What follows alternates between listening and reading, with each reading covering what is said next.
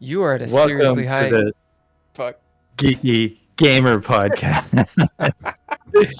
We're super professional, always on time at 7:18 EST. That's the when I said that we would go live last week, I think. I would like to welcome everyone to this podcast. Say hello and give a special thanks to our Patreon, Tim Roberts, Daniel Hulker, and Nostalgic for keeping us going. Couchfire Media for the art and media, and Trois Replay Productions for like everything else, I guess. Yeah, whatever they do. And such. And tonight we have a superstar guest, Bill Allan, which I hope I spelled his name right. And you That's did. not 2 L's. You did. Congratulations. 2 A's, 2 L's. there we go. Thanks, guys. I'm happy to be here so far. We'll see how Thus far. this goes. Yeah. When we get our gotcha journalism going, These maybe ginger shoes maybe not. I thought you said really- you were I couldn't resist. You were gonna not.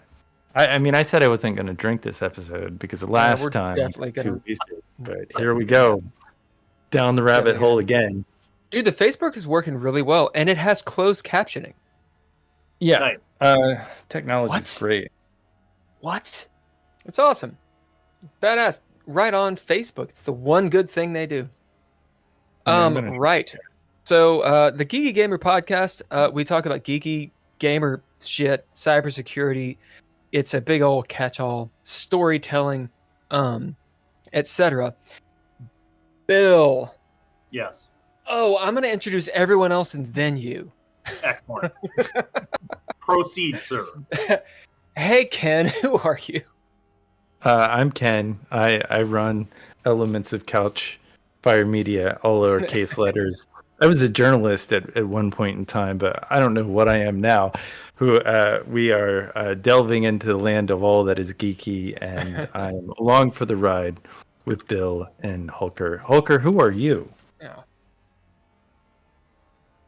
My name is Daniel, and my day job is finding sponsors for this podcast every week. Have yet to pay you for it. Yeah, they have yet to pay you either, so they keep telling me it will. Yep. And Bill, who are you, sir?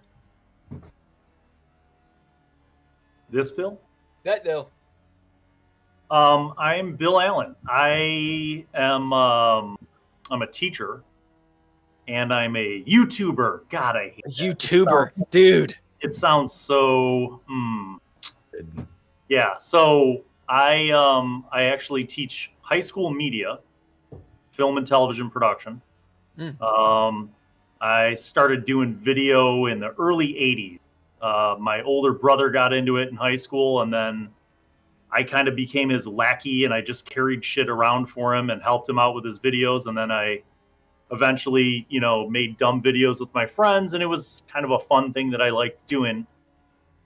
And I didn't realize until my senior year of college, when I was originally an English major, that I didn't want to be an English major. So I failed. Wow. I failed out of college. And when I got my shit together, I decided to go back to school and be a film major, which I did. I worked in the Chicago film industry for 5 years. Then I transferred out of that into the television side of things. I worked for Comcast in the programming department, mostly on live sports, studio shows, some news, that kind of stuff. Did that for 5 years. And then when I kind of hit the ceiling there and my wife was itching to start a family, I realized that I was not making enough money to raise a family. So I went back to school at her behest, got my teaching certificate, and lucked into a job. So imagine that you work in film and television, you go back to school to be an English teacher, and then you hear through the grapevine that the guy at your old high school is retiring. So I went in, I met with the director of curriculum, got a tour, hadn't been in my old high school in years. And after the tour, I asked him, I said, so what are you looking for in a good candidate? He said, ideally somebody who is a English teacher, because the media course is an elective under the English umbrella. Wow. Bing, right? Somebody who has experience doing live video production and, managing a studio. Bing. Somebody who knows how to manage and program a cable channel, because our high school has its own cable channel. Bing, right? I did that with Comcast. Somebody who knows how to do field production and editing. Boom. And then maybe somebody who is familiar with live multicam production truck. And I had been in charge of 2 of those for Comcast. So I looked him dead ass in the eye and I said, Scott, I'm pretty sure I'm the only guy in the state who has all those qualifications. Doors opening, man. Yeah. Nice. So call it fortune, fate, luck, blessings, whatever you believe in. I consider myself all those things because I basically got a job teaching what I did professionally, which I love.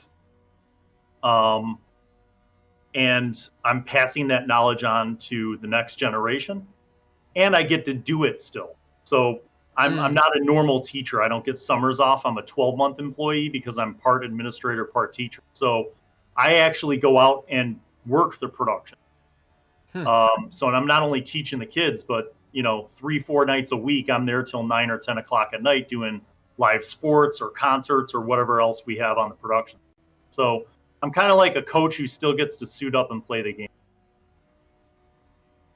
But you guys aren't here. You're not here for that story. Actually, no, we're going to do a follow up on that question.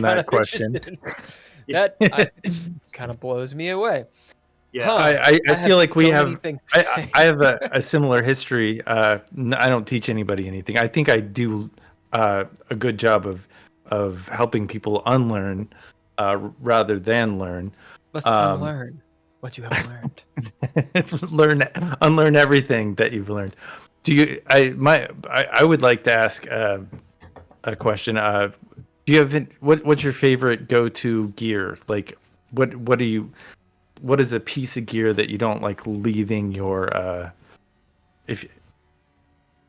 So when I got here in 2006, it was a well-established program. However, most of the equipment that was here was the same shit that was here in 1989 when I was a student.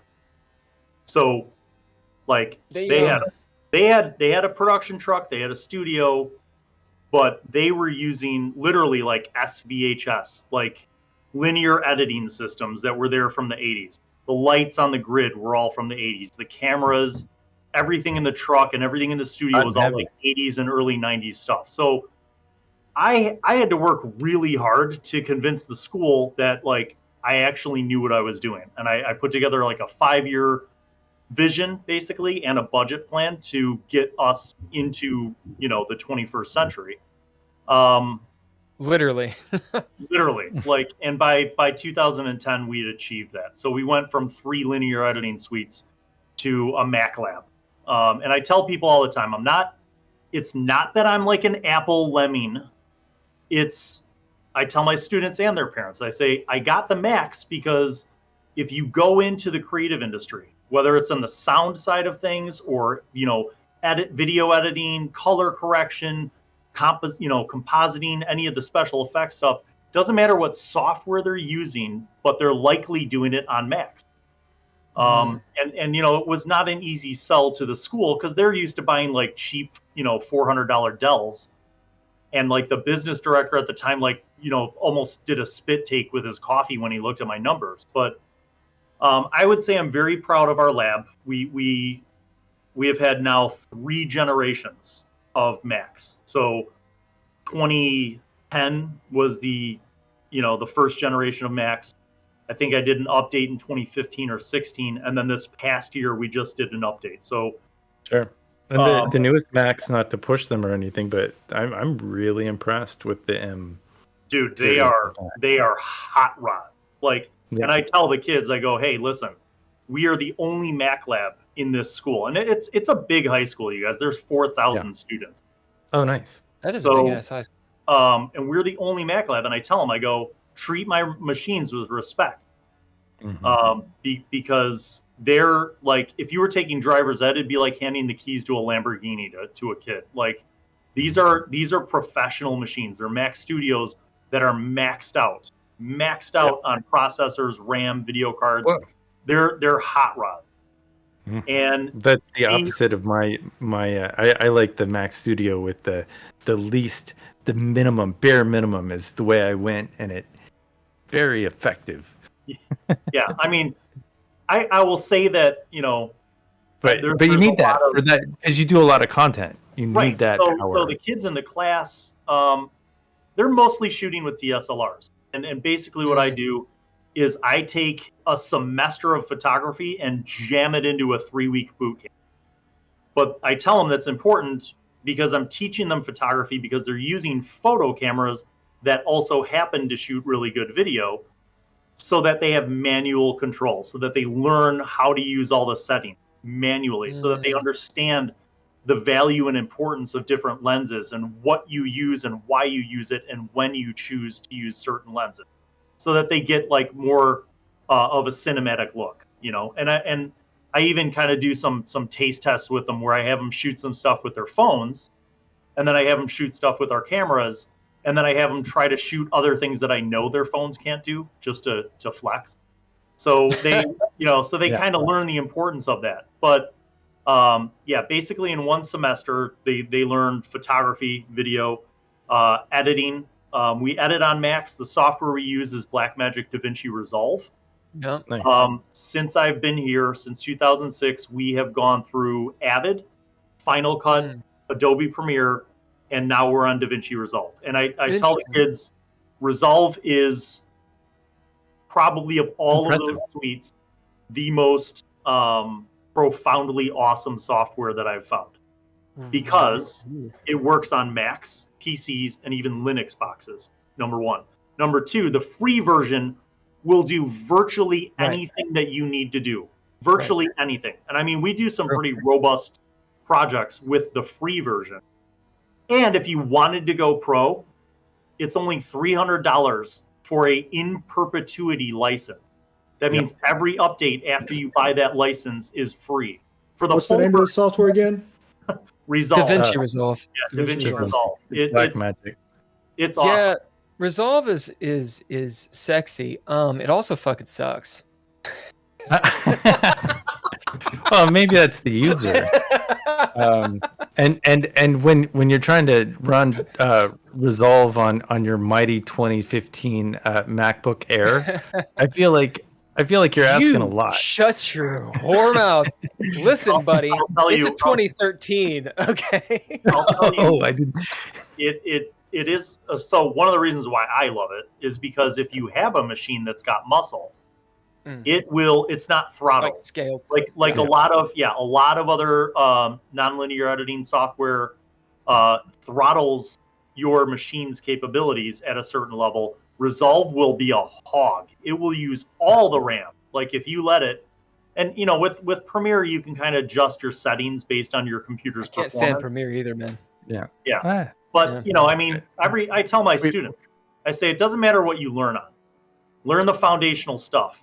Because if you become a good editor, those skills will transfer over. Like I literally have never had a class ever in my life on Avid, Premiere, Final Cut, or Resolve. It was all self-taught. And when kids ask me questions, very specific, like editing questions, and I don't know the answer, I literally just tell them, look it up on YouTube. Go to YouTube. And they inevitably they find out, and not just like minor things, like I had a kid ask me how to do lightsabers, like how to do rotoscoping on Resolve. Now, I vaguely remembered how to do it on Adobe After Effects, but I was like, dude, I have no idea. Look it up. And he did, and he made a lightsaber video. And it was good. Yeah, it transferred. I mean, it was good as the effort and skill that he had to do. And that's kind of part of my philosophy on teaching too, is like, I teach them all the basics. It's a repeatable elective. So I get a lot of kids who take it over and over, who are really serious about film or television. and I just up the scale and create, more challenges. And at that point, I go less teacher and more coach. I'm kind of guiding them to pursue different things that I know will force them to learn independently. What do you do instead of another geek question? What do you do instead of Photoshop? If you're not using Photoshop, what is the alternative that you I use? still use Photoshop. Some of the kids use Photoshop because the school has the educational license, like a site license, basically. Yeah. So they can, while they're students, they can access the Creative Cloud software packages. So some of them do use After Effects, some of them use Photoshop. A lot of them just use you have access to Premiere, but Yeah. decide to use DaVinci even though you have that ability. That's interesting. All right. So, true story though, DaVinci Resolve didn't start off as a editing suite. It actually started off it was color correction. Yeah. Right. So, but because Blackmagic is a genius company, they just bought up all this other shit and merged it into a suite that includes everything, right? So like I tell people, with just the free version of Resolve, you get the equivalent of Adobe Premiere, Adobe After Effects, Adobe Audition, because Fairlight, the sound suite, like you can mix a band. You can mix and master a whole band. If you want Absolutely. to. So it's really robust. We use Blackmagic for switching. In this, and OBS, which is free. Yes. So, but I didn't even answer your original question. So we have had Sony cameras. We've had Panasonic cameras. Yeah. We've had big pro broadcast cameras for our truck and our studio, and we've used crappy camcorders over the years. At this point, and Canon. We have Canon DSLR. So we've kind of had everything. But it was never just like mix and match. It was usually kind of I'd lay out a plan. We'd purchase a bunch of gear. It would last us for 5 to 7 years, sometimes, and as technology does. But in 2018, 17, God, what is time? Time is a flat circle. Yeah.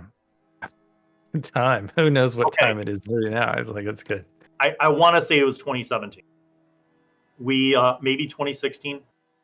I had seen Blackmagic stuff and heard about Blackmagic, but anytime I talk to anybody in the industry about it, they're like, yeah, it's cool, but, and there was always a but. There was always like some functionality issue, or, it always required like firmware updates before it worked. So I was kind of hesitant. Those Ursus are really good. So we were at the National Association of Broadcasters conference in Las Vegas. And by we, I mean me and my student. So the first trip I took to the NAB show was in 2011. I had a group of 5 kids. And I did it. I've done it 8 times now. But we were at this show, and there was a networking event at the Cosmopolitan.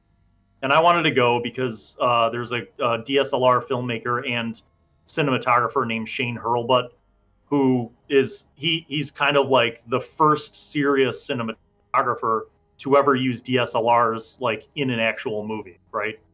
And he was kind of, ahead of the game. So I tell the kids, like, after dinner, we're going to walk over to this thing. There's, a whole bunch of famous people and cinematography people and industry people that I want to meet and talk to. We get there, and it's in the bar of the Cosmo. So in Vegas, like, teenagers can't go anywhere. There's cameras and security everywhere. So I was like, oh man, I'm sorry, you guys. I didn't realize it was in the bar. I was like, just wait here. Let me go say hi to a couple. Let me go gamble a little bit. Yeah, I get it. I was like, just wait throw here. some down. I'll be back in a few hours. I walk over, I'm talking to some people, and then I'm like, all right, it's been 5 minutes. I got to go. I got all these kids waiting. I walk back, and they're like talking to industry people. And they're like swapping business cards. And these industry people were like, what college has brought you here? And the kids were like, I'm not in college. I'm in high school. And these industry guys were like blown away by the fact that these kids were at the NAB show. And for those who don't know, the NAB show is the largest industry event in the world for film and television. It takes over the entire Las Vegas Convention Center, inside and out. It's called NAB. Yeah, NAB, National Association of Broadcasters. So hold on, wait. So the high schoolers had business cards? My high schoolers did. Yeah, you were a step ahead of the game. You guys had. Hold up. I don't even have business cards. Wait a second. So yeah. Wait a second. Hold on, wait a second. What kind of high school is this? I mean, it's a big one. Is this a public school? Yeah, it's a public high school. Like I said, there's 4,000 kids. Now, the funny thing is at this massive public high school with 4,000 kids, I would say my average head count every year is about 40 kids. So like 1% of this high school, and we produce around 150 to 200 programs every year. So 3 or 4 days a week, we're doing live productions with our truck, whether it's the sports. We pretty much shoot all the boys and girls sports. We shoot, we have shows in our studio. They do projects in the class and outside of the class. We shoot all the, band, choir, jazz band, orchestra, all that stuff, assemblies, and we do community programs too. So we're a pretty robust station. And you have business cards. Yeah. So hold on a second. Wait.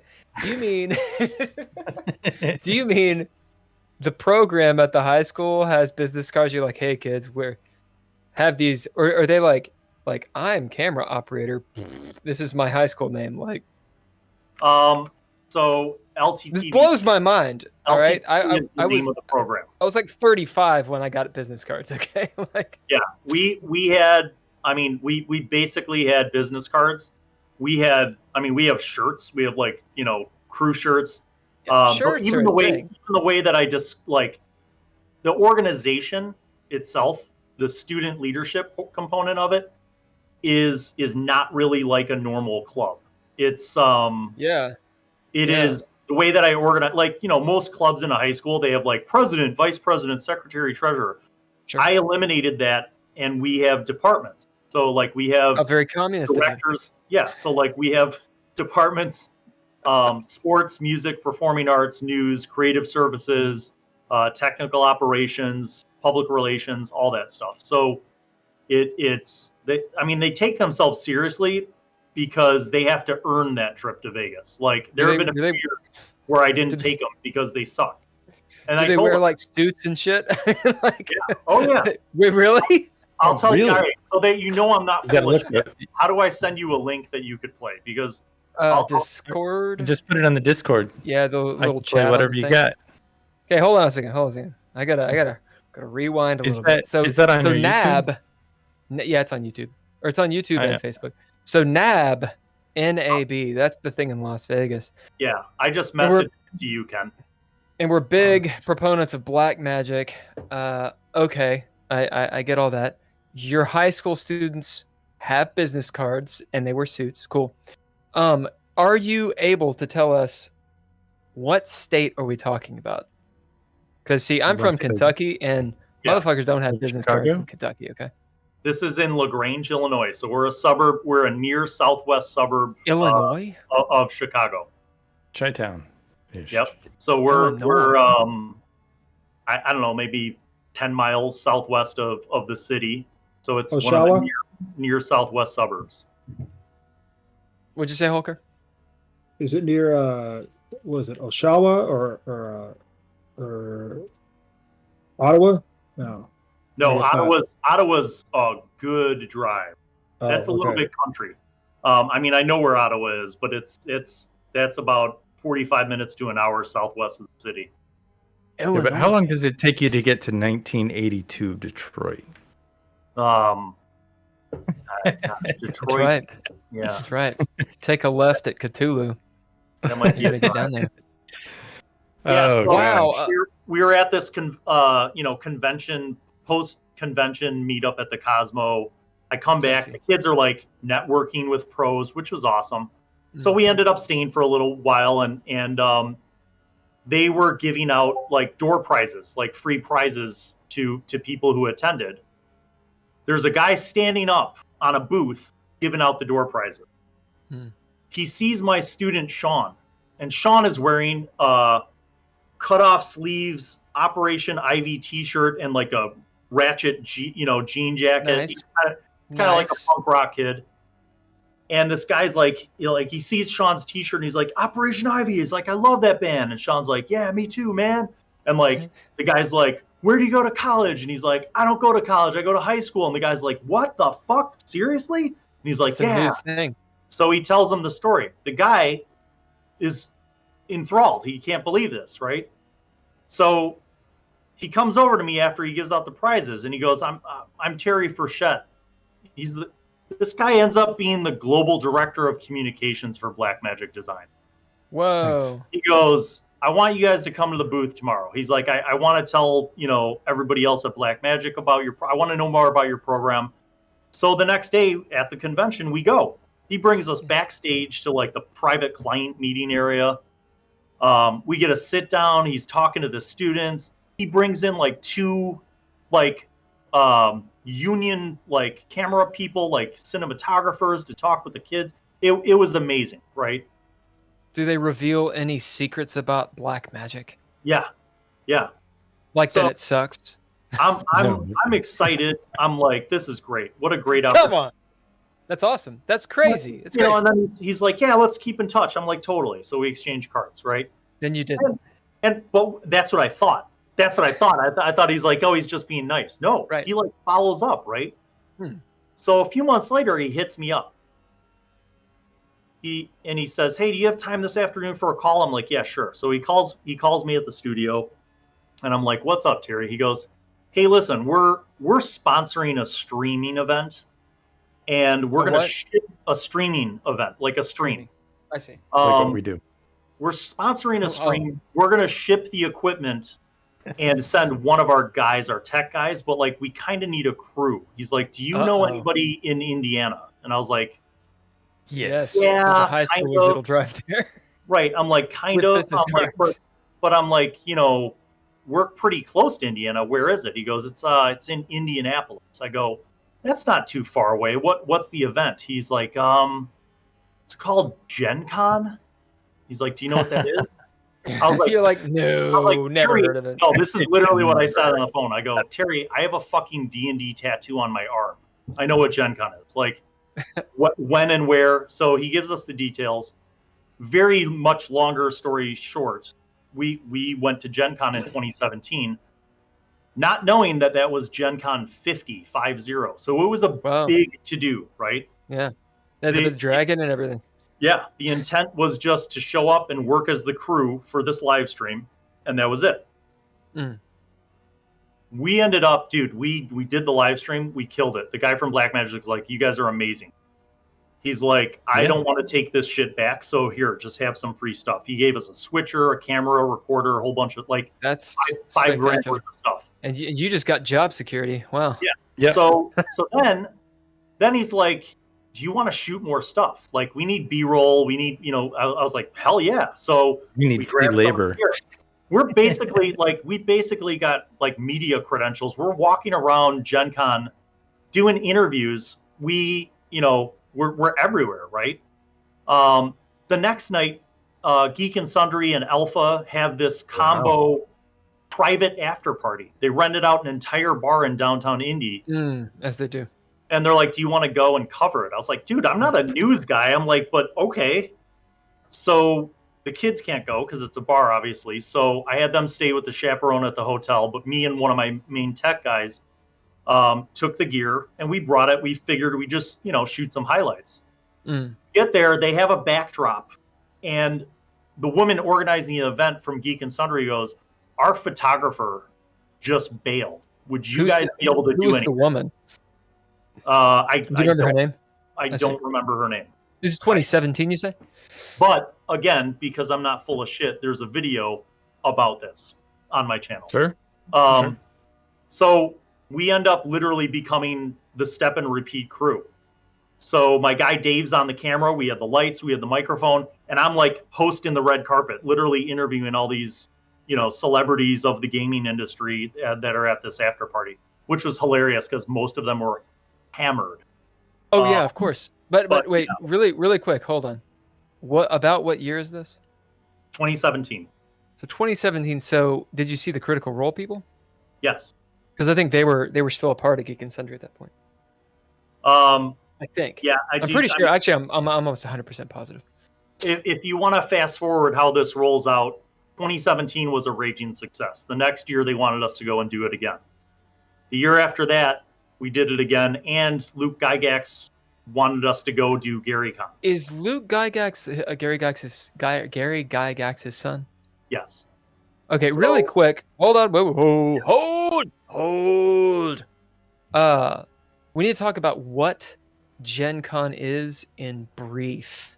For anyone, I mean, people who are listening to this probably know, but just in case people are like, "What the fuck's a Gen Con?" What's a Gen Con? Gen Con was the Geneva Convention held in Lake Geneva, Wisconsin. Which, if you don't know your D&D history, that is where TSR was started. Do you know what TSR stands for?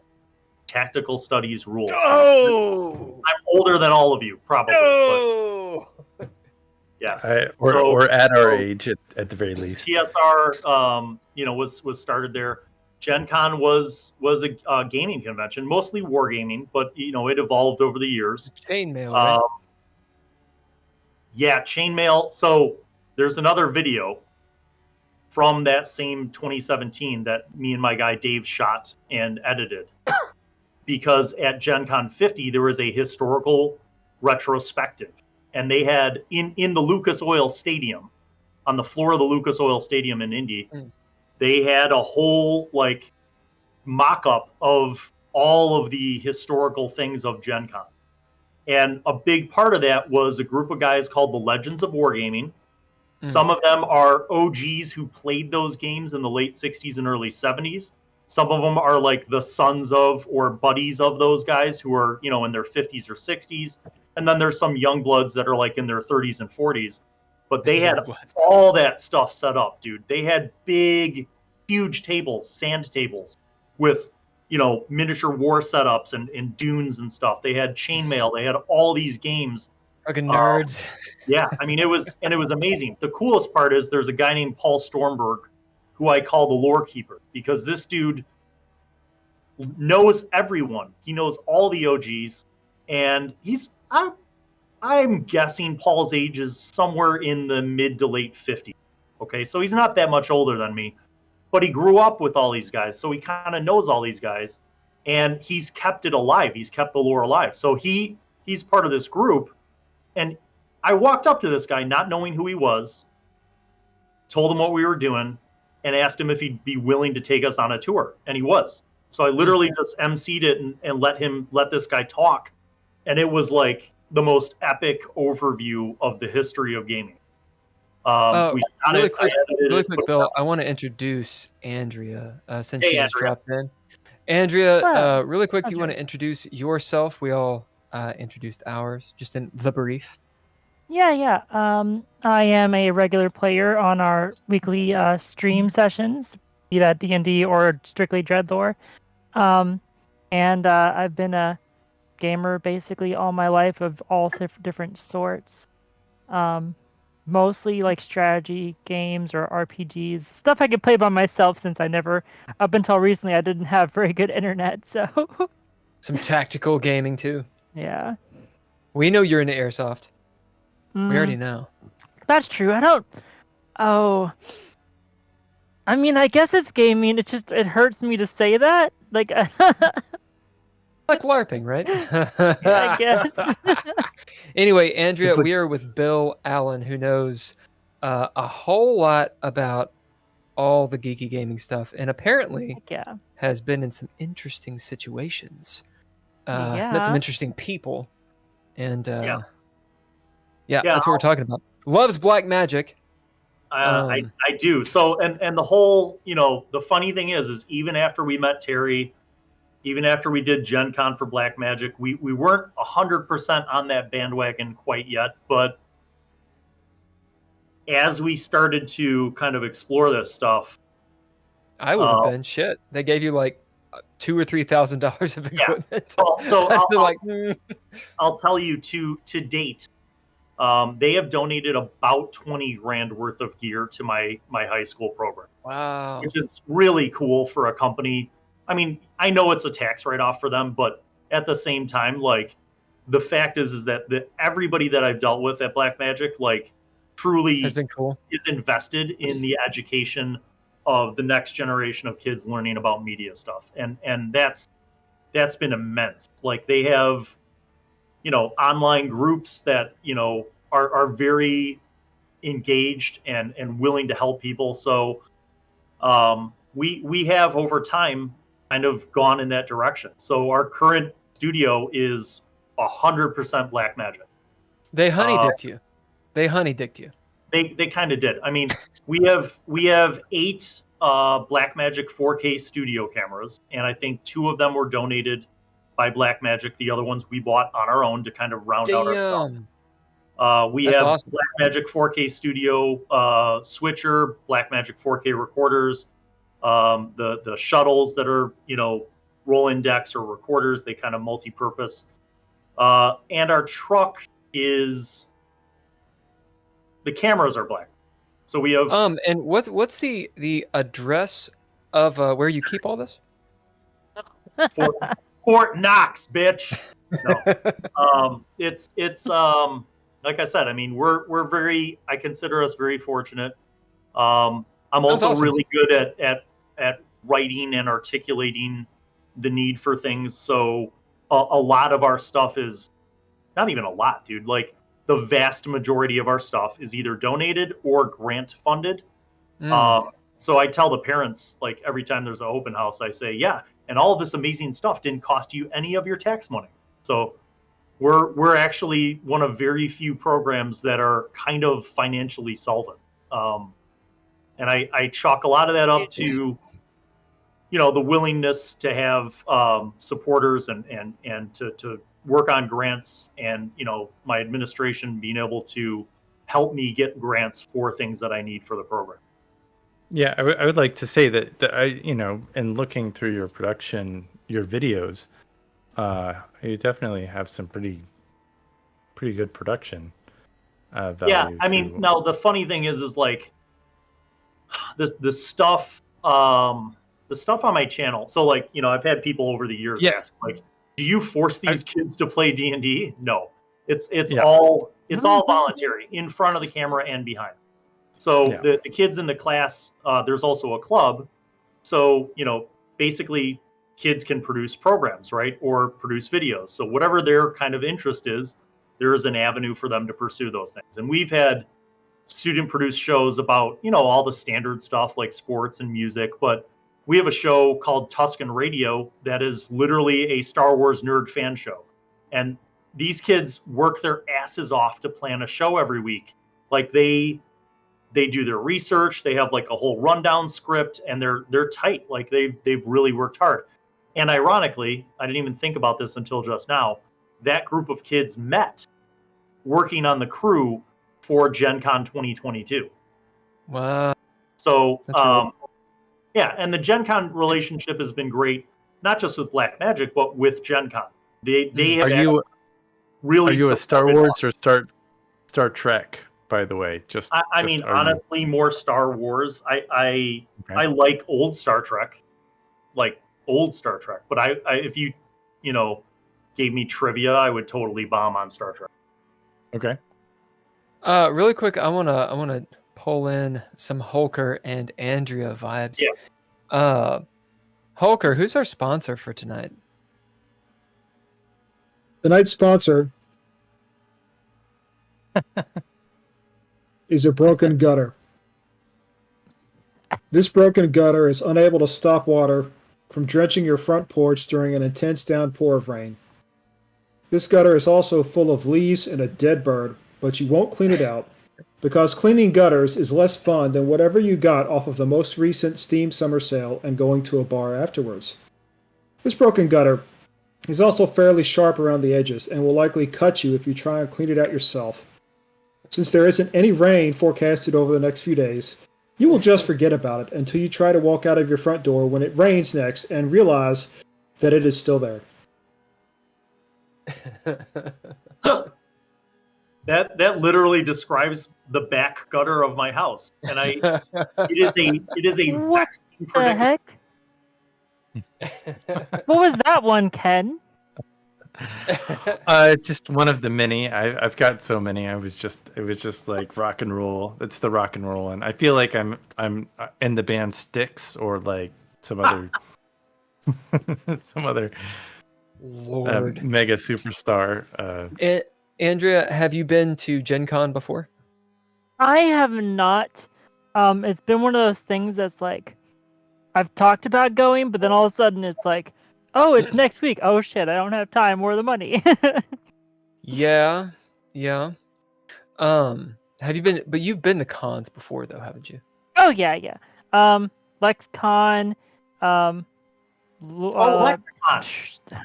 Lexicon in Yeah. Lexington, Kentucky. Yep. That's Yeah. Oh, yeah. Well, I've been to that one That's because our we backyard. did that together. But I also went to Lexington Comic and Toy Convention in downtown. I mostly am into the. Are you familiar with the Mandalorian mercs? Have you heard of them before? It's a Star Wars costuming club. Oh, okay. So I do a lot of that kind of stuff.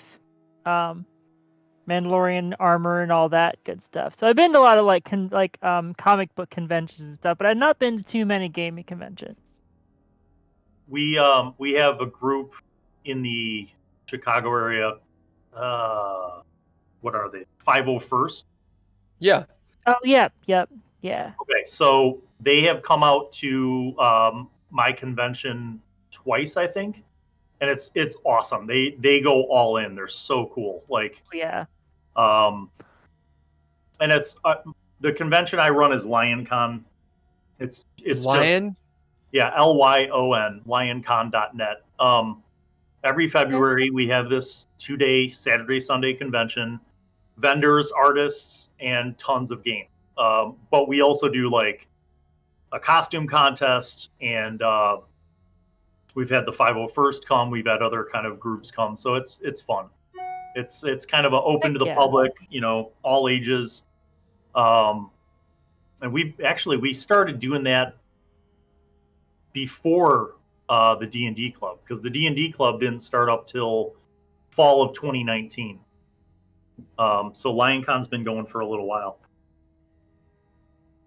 But again, I'm fortunate because all these cool things that I'm able to do, right, happened either by luck and chance or because I loved something and the administration was like, hey, that's cool, we'll let you do that. You know what I mean? Like, what high school has a D&D club? Well, I guess a lot. But, in 2019, I think there are a lot. Like, I get a lot of messages from people who are teachers or, involved in schools in some way that kind of like ask me questions and hit me up. And I always share all my stuff with them. I'm like, here, this is what I did. This is the proposal I used for my school. These are the rules that we have for our club. Use it if you want. I got a question for you. This is a little off topic, but I think it has to do with high schools. How is AI affecting what you guys are doing? So you remember last year, like November and December, when ChatGPT first started? Sure. My kids knew about it before the teacher. Like, we were in the lab, and the kids are fucking around with ChatGPT. They're like, Mr. Allan, check this out. It's so cool. So I'd be throwing them ringers. I'm like, all right, write a short film script in the style of Quentin Tarantino with ninjas, cowboys, and dinosaurs. And they would do it. And I'd be like, this is fucking amazing, Yeah. So then the English teachers found out about it, and they're like, oh my God, it's the end of the world. Like, they lost their minds. And then But I mean, if you've ever read an AI so far, to me, like it doesn't read like great writing or like human writing. It doesn't. I think the value of it is in ideation, right? And I think actually this is relevant to games, so bear with me. I think that, say you're a GM, you have been running a successful campaign, but the players went off course. They did something that you weren't expecting. No. And you're just dry on ideas. No. You know, you know what I mean. We've all been there. No, doesn't happen in my games. I think sometimes ChatGPT could be a helpful instrument to give somebody a bump. You know what I mean? Like you feed it some ideas and then it comes up with something. Now maybe that's trash, you refine it. I think it can be useful to help out with like the seeds for ideas, maybe not the full enchilada. I think it's very useful in a role playing context. I have found it very useful for filling in or filling out information with. So maybe you have a character, you have a concept, and you have some interesting things about this character that make it unusual and you make it unique. But then you need a lot of information that fits in with the setting that you're trying to put it in. And I've found that ChatGPT is really good at just sort of entering in a lot of that extra information that just makes your character more there and more detailed. Yeah. But that's after you've got all the good stuff, the really interesting stuff to go with to start. Right. Yeah. Backstories, you know, or like I said, like even just motivational things, you know, to kind of give either the GM or the player some ideas. I've told kids in my class that they have options when it comes time for their short film project, because I don't teach screenwriting. It's not actually part of the class. So I tell them, I say, I'm not going to grade you on the quality of your ideas or the depth of your characters, you know, or your plot, but you need something. So I'll give you options. Either write your own, if that's something that you fancy, or AI and, you know, create a script with AI, or find something online and, you know, use it, because people post that stuff up all the time. My biggest issue, and again, I'm not saying from a commercial perspective, but from an educational perspective, if a kid just needs a 5-page script, I don't care if they wrote it or not, because I'm not teaching screenwriting. I'm teaching production. So I want them to have something that's going to allow them to incorporate camera and lighting and sound, and then to edit all that stuff into a cohesive film. So I was always kind of pissed that there was a film festival. It was a student film festival at my college, and there was a girl. She won best in short film or music video that year because she had a concept, and it took me years to figure this out. She had a concept that she stole. It was like little red sweatshirt from the actor who hates everything. I can't remember his name. I met him once. It's just a jerk. But anyway, it was a guy, you know, Waterboy. What was his name? I can't remember. Adam Sandler? Sandler. So yeah, you like Adam Sandler? No, well, he was a dick to me when I said hello to him once. Really? But it's fine. Water under the bridge. I was just Adam Sandler. I don't think he likes it when people say hello to him on the street. I'm not the only one. But anyway, I had the issue of them taking copywritten content that somebody else created, and then having that beat my original art music in the festival. So like I would think AI didn't exist then, so it's sort of a gray area, but do you judge these films and if somebody did create something that was all original content, do they get more marks, or is it just strictly about production? So it depends on the project. I feel like it's easy to discern the difference between plagiarizing, which I've had kids turn in music videos that were basically a shot. They didn't steal the footage, but they did like a shot-for-shot remake of an existing music video. Well, that is technically years ago. Yeah, years ago. And there were some kids who were pissed, right? And I said, well, here's the scoop. Nowhere on my rubric is there a category called originality. Yeah. All right. So if you took someone else's ideas, but you actually went out and did the production, you matched shot for shot how they did it, does it convey your understanding of camera, lighting, sound, editing. Those are the criteria. So objectively, I feel like it doesn't really matter. Now, I do encourage kids, like especially for projects like the music video. I say, listen, if you write your own music, or you have a friend who's in a band and they write their own music, and you want to make your music video for that original music, I love that. I think that's the way to go, because then you're putting your mark on something that hasn't already had its mark put on it. I mean, like anybody could rip off a popular song and make a music video for it, their own music video for that popular song. But they can't monetize it, but they can do it. Right. But I said, but if you make a music video for an up and coming artist, or even, whatever, like an electronic thing or rap thing, like, I think that's cooler because you're putting your mark on that. It's your stamp now. But we live in a society in this moment that if you want to generate some views on YouTube, you take somebody else's content and you remix it, and yes. that seems to be doing more than, say, original art and original. It can get more views just because they have that infrastructure in place and that name recognition based on. Let me interject really quick, because when we get into social media, that includes everyone, and I want your opinion to be sort of the kicker on this.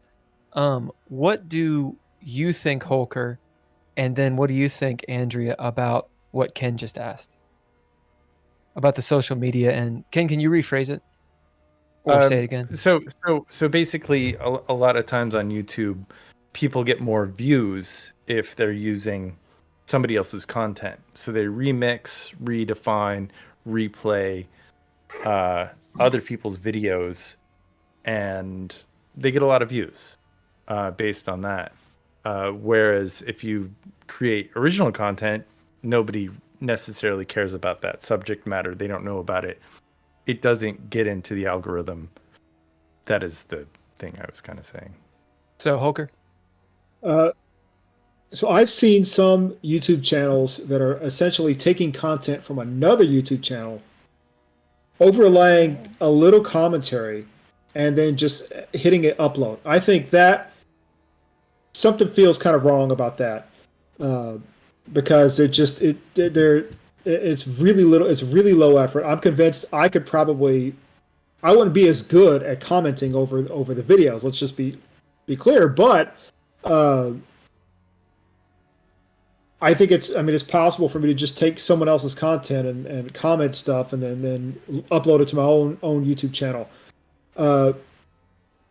Something does not feel right about that, especially if they're just kind of taking monetization away from the chat or views from the original channel. Now, that said, it's my understanding that music is very different. So if you use someone else's music, the artist or the rights holder will get that. We'll get monetization off of your content, right? And I think a lot of people are either okay with that, or they know the deal before they use that material. And I mean, what can you say if they're using someone else's material and other people are actually getting paid off of it? I can't see how those other people or those rights holders would have a whole lot to complain about. At least it doesn't seem like the first situation that I outlined. That's all I got. Andrea? So I think that's bad. On TikTok, it's really popular for a lot of people. Like I say, really popular. It happens more than I would like, I should say. But you'll see, like, literally the entire video is just a repost with, like, the first couple seconds, somebody, like, and then they fade out in the background. It's like, what the hell? And they'll get, like, hundreds of thousands of views, and I'm just like, oh, that's just, like at least the commentary, like, at least that feels additive in some way. Whereas those kind of videos is just like, dude, you're literally just You're not doing anything. You're just Hold on sort of just a second. vaguely bringing it. Just a minute. But Well, it's just Get like, in there. yeah. But it's just you know, and how the. I mean, I know it's an algorithm thing. It is frustrating that it's literally just, yeah. I mean, it's just them reposting somebody else's stuff and getting money for it, which is obnoxious. But Bill. I kind of agree with Hulker about the majority of that stuff. I think it's so when you know how a game works, is it really min-maxing? Yes. Is it really min-maxing to build an optimized character? Power gaming cheese factor bullshit. Okay, so Go that's on. I think that's kind of the analogy, though. I think people figured out the algorithm. They understand what gets views, right? Like Hulker was saying, that the system is rigged because the algorithm is going to draw more attention to the things that are getting views. So if you just put your own little face in front of, in the bottom right corner of a short that's really popular, it's going to drive views, right? And I've done experiments where I've done shorts that I cut from my own videos, and some of them get way more views than the original video, just because it's a short. So I mean, I think that part of it is just the system and the algorithm, and like people's attentions, which ultimately is going to lead to the collapse of the world. But right. Yeah. People don't have an attention span anymore. So if they go watch a 60-second or less video on their phone in a vertical format, that's going to get more views than my 30-minute deep dive into aboleths. Sure. Like, I mean, it sucks. It sucks, but it is what it is. Speaking of attention span, let's flip the script. Do you have a favorite writer or artist or like comic that really? What discussion, Ken? Hold on. I know you want to get to these fucking questions. Oh my god, hold on. No, that was traction. I was about to make so many jokes. Oh yeah. I mean, I was going with a different scenario. But well, I want some rebuttal. I want some rebuttal on this. I'll give you actually. So, to the point of remixes and shorts, right? Yeah. I have. Well, no, I would say what my comment was like taking other people's work. Yes. So I've made videos taking other people's work. Now, let me clarify. Those videos were not my face in front of other people's complete work. What I did was, as a music producer who's creating, music and sampling, right? I took clips from one thing and the audio from something else and mashed it up to give my own message, right? And made that into a short to rip on Hasbro because they suck. And yet you still play D&D. Do I though? Do I? I don't know. Do you? Well, check the channel, buddy. You could play Dreadlore. Oh, what was that? What was that? The last thing they played was a day ago, and it was the Lamenters. Yeah. So since the OGL scandal, I haven't done. Oh, you haven't played on my channel. I've done Lamentations of the Flame Princess, Monster of the Week, Blades in the Dark, and then my own game system. All right. I'm not saying, and listen, this is already on video on my channel, so I'm not saying that I'll never play D&D, because in the end, the piece that I came to was Hasbro doesn't own what I already bought. Mm-hmm. I haven't bought any new shit, and I won't buy According any to new the shit. OpenGL bullshit, that's not entirely true. Okay. What's the hold on? What's the armor class on your resistance to D&D? What's the answer here? It depends if you're asking about THACO or 5e. Indeed. Yeah, THACO. that's where we're going. What is Then it? I have you know what, in THACO I have a -10 to Hasbro. Oh, you have -10. Oh shit. Yeah, they cannot touch me. Okay. Right. So about social media, I know I keep on coming back to it, but I think it's very pertinent to a lot of different people, including everyone here.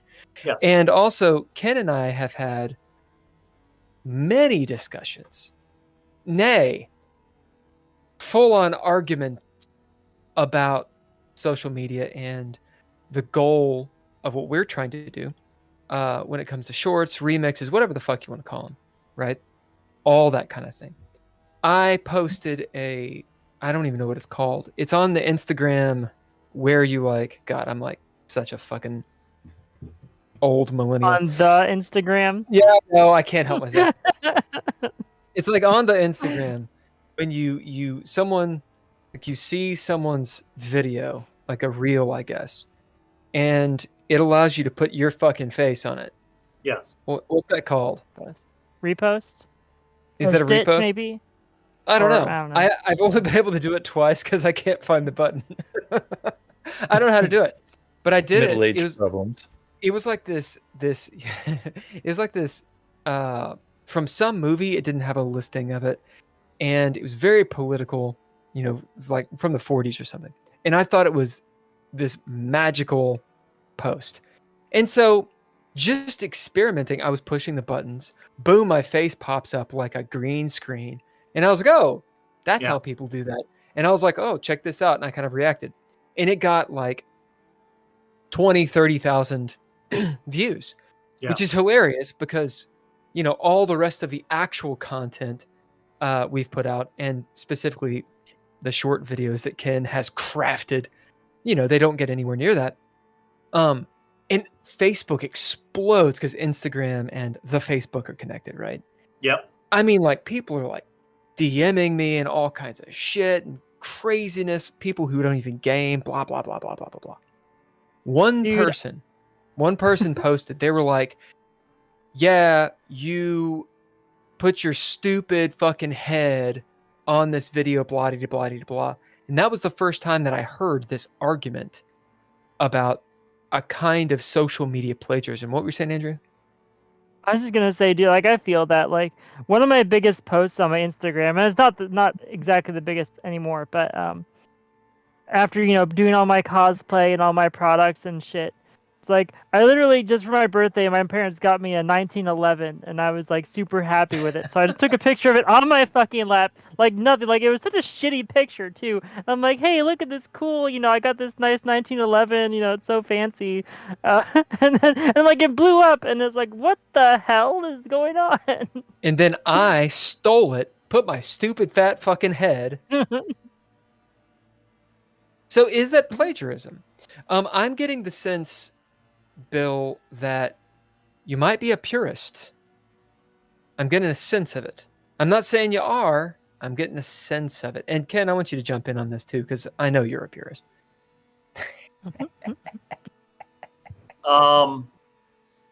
I again, if the system allows it, right, and they do, is it plagiarism? Because if no, if Hulker's saying, so like what Hulker was saying though is true. Like if the original video puts a claim on it and YouTube says, hey, the owner of this content has claimed it, you can still earn money on it, but they're going to monetize it. Or you can't monetize it, but they're going to earn money on it, but it can still be on your channel and boost your views. Like, is it that big of a loss? Like I actually had, and I don't know if you guys had your YouTube channel back then, but like in the 2011, 2012 era, maybe. No. When YouTube started to crack down on music use. Well, the majority of what we do at the high school is live events. So like literally every sporting event, football, basketball, anything with a halftime show, all of a sudden, all of our shit was getting slapped with copyrights. And I came into the office one day and I got a strike So for 6 months, we were not able to upload any videos that were over 10 minutes in length, and we were prohibited from live streaming. Yep. It literally, they went hard on copyright stuff. Then it kind of eased off after a few years, and now they got to the point where if you're using copyrighted stuff, it'll probably be fine, but the claimant will get the monetization revenue.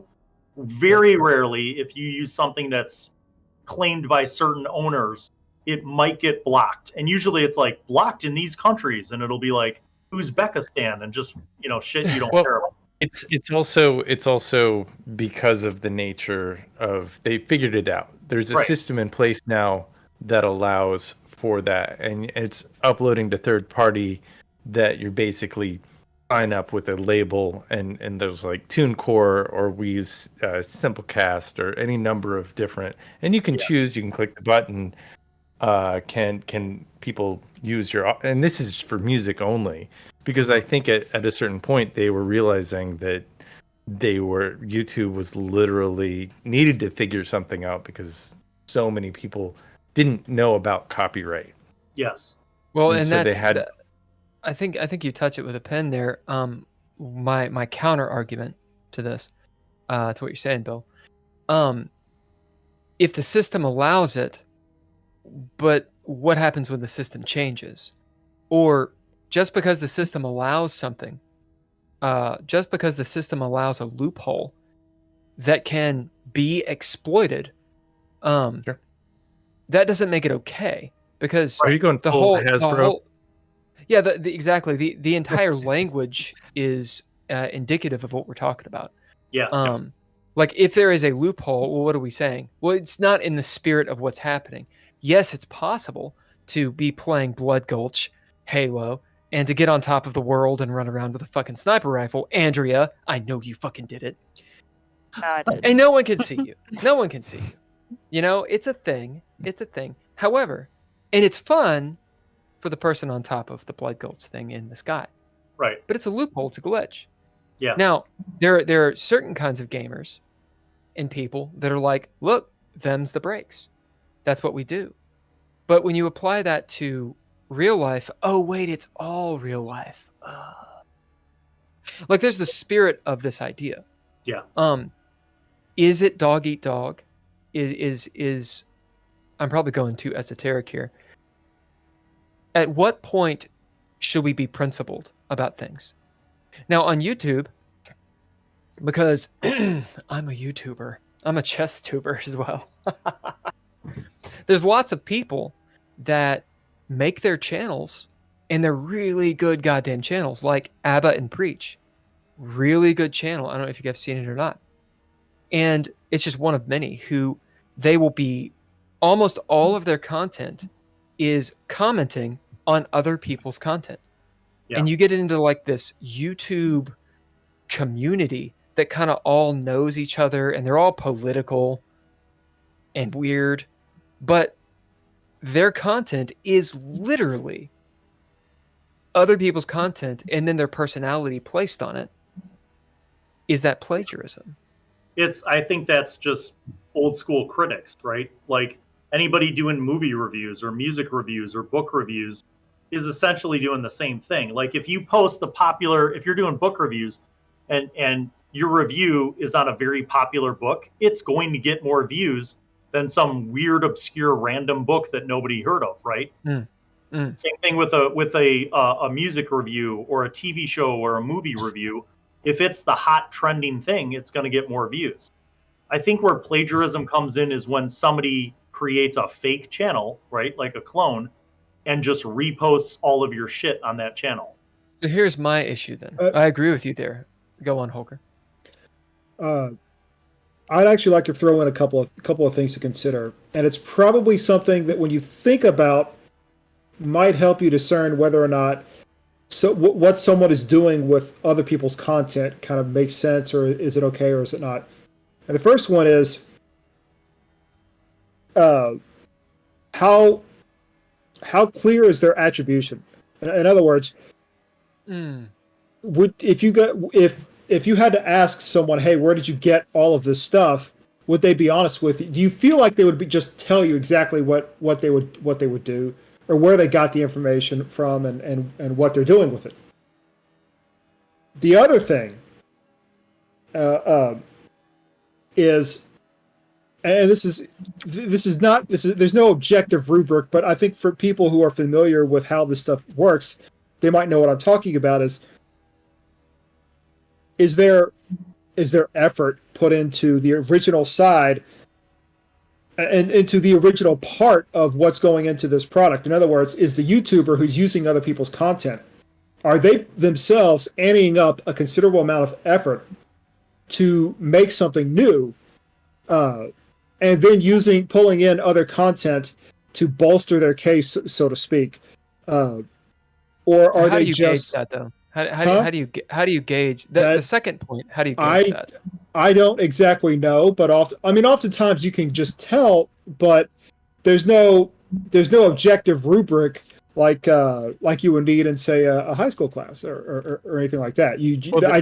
I don't think it's there, but for people who are familiar with what it takes to make YouTube content, they have a pretty good idea most of the time. Well, there's a thing called fair use, where you can use something if you have the ability. If you can't tell a story, or and it's a journalist thing, where if you don't have that information and you aren't sharing it, like, people won't understand the story that you're trying to tell. But it seems like fair use has been exploited to the point where people no longer only can instead of using a snippet, they're using an entire film. Or I think people can use whatever they just use whatever they want. I think but you should be able. You used to only be able to use like 20 seconds or 15 seconds. You can't do that anymore. When it comes to sound specifically, my deal is this. Let's say that I use Bill, do you have a band? Yes. Yeah, see, I knew it. I will say I did. Yes. I was in a band from 2009 to 2015. What was the name of it? Thick Six. And it's not. It wasn't originally a dick joke. It evolved into that, but it was about the sound. We had a very thick sound.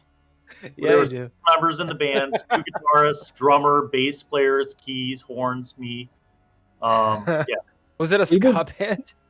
That's not where my brain went at all. I just thought you all had juicy butts or something. You were like really good friends. There's 6 of you and your buddies. It was absolutely addictive. Sometimes there were like 7 or 8 people in the band. We had a rotating cast of people. But 7, 8. Yeah. Whatever. There's a band that seems very successful called Thick. It's a girl band. Thick. Well, that's different though, because it's THIC, right? We've had a lot of sponsors, Okay. bands THIC, sponsor this okay. podcast over the last few months. That's right. So let's say Thick Six. I had a point somewhere. Let's say Thick Six. You have a song on Bandcamp or something like that, or Spotify. Yeah. Is it on Spotify? I don't remember. I mean, we have a YouTube channel, and we have. YouTube. I think there's stuff on a bunch of Thick different. Six. So let's say I find that, and on one of our podcasts, I play 20 seconds or something of it. Yeah. We're gonna get a copyright strike. It won't be a strike, but it'll be a copyright notice. Yes. Now the reason for that is, hey, we're using your stuff or Thick Six's stuff, and we didn't get permission for it. It's not that we didn't attribute it, because maybe we did in the description. Doesn't matter. Boom.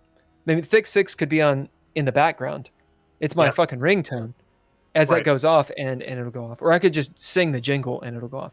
Yes. My issue is, let's say I have a really popular YouTube channel, which I don't, but let's say I do.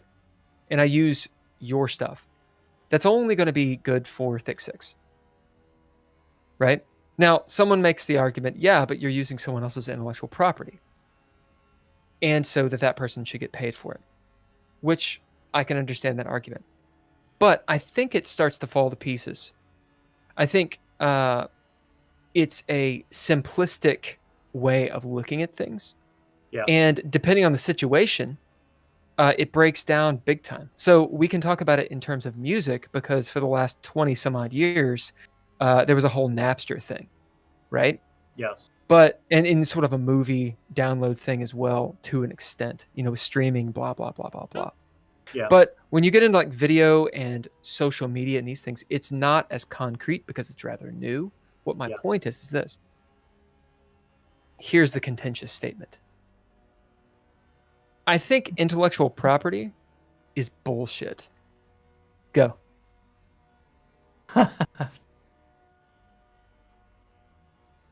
That's tough. I mean, the artistic side of me and the educational side of me thinks that if somebody's using your stuff for non-commercial purposes, whether to learn from it or to share their analysis of it with others or their critiques with others, I don't think it should be that big of a deal. But I do see the flip side of somebody who spent a lot of time making something and somebody else ripping it off and getting money for that. That doesn't seem right.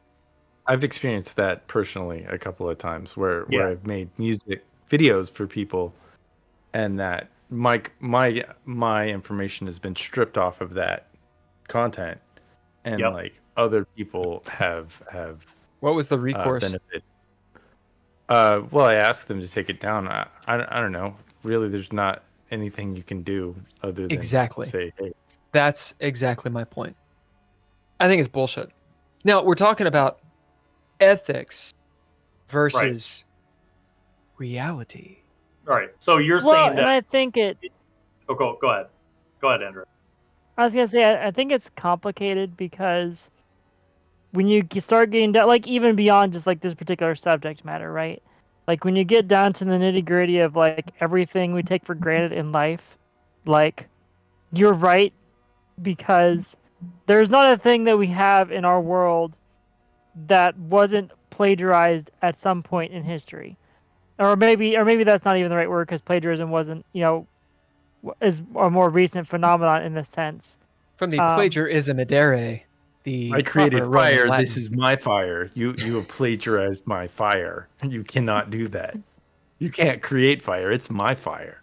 No, I see what she's saying though, because because there. I mean, what you're saying in effect is that everybody's at some point the ideas that we all think are so fucking original, somebody already thought of them and did something with it. There's only even beyond that. Well, and even beyond that, like let's say even something as mundane and simple as a cup, right? Like there was a person who originally molded a clay into a vessel and used it, and other people around town said, "Oh, that's a great idea. Let me do that myself." And so it's like there's nothing that we have, unless like we literally create it ourselves and like have it in our hands. It's like, oh yes, this is my original idea and nobody else has made it and I'm just going to keep it for myself. Like there's nothing in our lives that we have that isn't a product of plagiarism in a sense.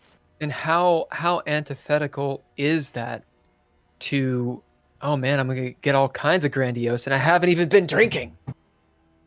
How completely contrary to us being humans and like working together. There's an argument, I can't remember who it is, where I got this from. Someone was talking about one of the major, not benefits, superpowers, if you will, for humans is that we work together. I mean, lots of animals work together, but like we can really work together and actually build things. We can make beer. Nobody else makes beer, guys. Nobody. So here, I thought here's actually a fascinating... there were monkeys that drank fermented like apples well, or something. They find it. Yeah. Do they actually brew beer? Yeah. Dolphins. Well, I mean, they know where to go. To get Now here's to the beer. Here's something fascinating that gets into a little bit more esoteric type stuff, but the implications are amazing to me. So scientists have discovered, and they've repeated this in several different cases. Anytime someone says that, I wonder if you're a conspiracy theorist. Continue. No. So this is actually really cool, but like the implications of it are complicated, right? So we have found that whenever you teach like an animal, like a laboratory rat, for instance, whenever you teach a laboratory rat to do a certain task that rat, we never taught rats to do before, right? Once that rat figures out how to do it, all of a sudden you'll start seeing other rats around the world start figuring that stuff out quicker. And it's like, it's one of those kind of things. It's like it gets into some quantum, mechanics type stuff that's really complicated, like in terms of like the theories of how it works. But the implication is that once the information has been brought into our reality, somehow that becomes like a chain reaction in a sense. It's in the rat zeitgeist. universe. The Zeitgeist too. Shit. Huh. I don't know. I don't know enough about quantum mechanics, or what is it called? It's not looping. What is that? It's like where it's the little everything's connected type thing. I don't know. Entanglement. Synchronicity. Entanglement, Yeah, right? Yeah, entanglement, the fuck. yeah. I don't know what that means. It's interesting stuff. It's meta. Regardless, the idea of intellectual property, like, how can I protect an idea that I'm communicating, and also why would I do that? Go. I've had a thought experiment about intellectual property that for a while, and Oh, no. as we all know, no, this is not a joke. This is actually not a joke. As we all know, copyrights have an expiration, right? And so 75 everything that's beyond, say, 100 years or so, for the most part, is in the public domain. Like Mickey Mouse. 100 years from now, with all of the content that has been done up to, say, now, let's assume most of it enters the public domain, and you're going to try and do something, say, 100 years from now, when with so much content is actually available in the public domain and without any intellectual property protection whatsoever. What's it going to be like when someone in that situation wants to create new intellectual property that is protected with so much other stuff out there? That's some of it's undoubtedly going to be somewhat similar to what's being created, whether it be a novel or music or art or film or what have you. I mean, we have intellectual property protecting a lot of content that's being created now, and a lot of content that has been created, especially during a period of time when we've been able to record and preserve all of that content, which was not always the case. But assuming we still have all of this content available, say a century from now, most of it's going to be in the public domain, and how's that gonna figure when people try and create new stuff and then assert intellectual property protections over that? I don't know. Well, it'll be on a Google server. I was going to say, in the future, we're all going to be vegan, and it's going to be socialism, and it's going to be like space. I don't think it was socialism. It'd be more like communism in that regard. Communism, and we won't use money anymore. apparently, we won't use money you're anymore. going for the Star Trek future. You guys are worrying me a little bit about this lack of meat future. I might be slightly triggered by that. So that's a real thing. I mean, the amount of methane, the amount of methane that's produced with animals and stuff like that. I mean, we got to choose who live. Yeah, but bacon Go ahead. Good. In Star Trek, the OST, they ate meat and all that good shit. By and large. Yeah, Or but also it's like there. It's created but it's also created in like a machine, so that's there you go. yeah. And by the time you get to TNG, by and large 99% of people are vegan because of what Andrea just said. I mean, in the end, humans will eat whatever they have to eat to survive. So, well, what I mean is, if you define vegan as eating something from an animal, then if you eat from a replicator, you're not eating from an animal, regardless of what you replicate. Right. I mean, it's they could grow cells now. They could grow meat now, right? Like fake Would meat. it be Now, considered? see, But it's not harvested from an animal. It's grown in a lab, but it's meat. It's proteins, the same thing. It's just science meat. I'll eat it. Fuck it. Who cares? Would If do you Yeah, think a that's the thing vegan? Do you think I'll a eat- vegan would eat it? Yeah, I mean, I don't give a fuck if a vegan will eat it. I'll eat it. But would a vegan eat it? Would a Maybe. vegan eat science meat? If they don't, I've seen arguments on both sides. I've seen arguments on both sides just because I debate a lot of vegans, but so I don't think that's so, called debating, Andrea. wait, I think that's called trolling. It's debating. I don't troll. Troll's different anyway. So I've seen arguments on both sides of that, and I get both aspects of it because, like, for some vegans, there's the aspect of they don't, they think it's still wrong to eat meat, kind of thing, whatever, and they'll say, like, a lot of them bring up like health issues, like, like eating red meat's bad for your health, like too much, that kind of stuff. So, but I've also seen a lot say, yeah, no, they're okay with lab meat because it's not like harming an animal to create it. So I don't know. I feel like, eh.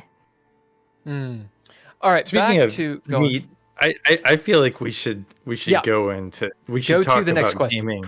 I Go to feel the like next we question. need to talk about gaming at some point. You know what we need to do? Let's take a 5-minute break. Everybody can use the bathroom, refill your drinks, all that good stuff. Okay. We'll hit a 5-minute. Yeah, man. 5-minute break. And then I would like to talk, get back into your questions, Ken, but also I'd like to talk to Bill about his game system. Yeah, and projects. I'd really like to talk about this stuff. Okay, so 5 minutes, is that cool? Yeah. And Ken, when are we out? That is what time is it? I have two different times. Why does one of my computers say 8:50? Is it 7:50 or 8:50? It's 8:45 EST right now. 8:45. Oh, that's wild. All right, cool. 8:53, because we're never back on time. And we'll be back. Blarg, we're out, baby.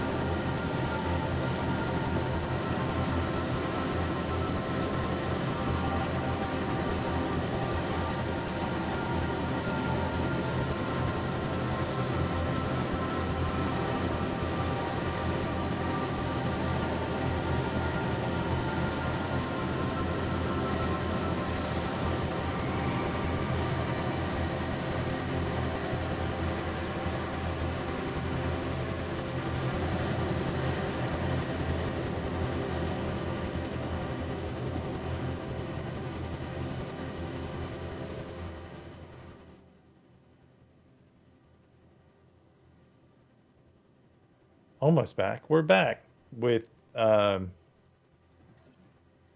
Allan, and we are talking geeky games, even though you would think we were going deep on copyright and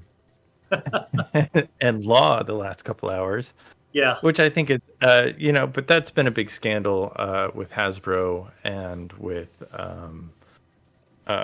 Dungeons and Dragons. So I think we should jump into maybe some like what you look for in a role playing game campaign, like how you go about building your NPCs or your PCs, building up characters and putting together a group.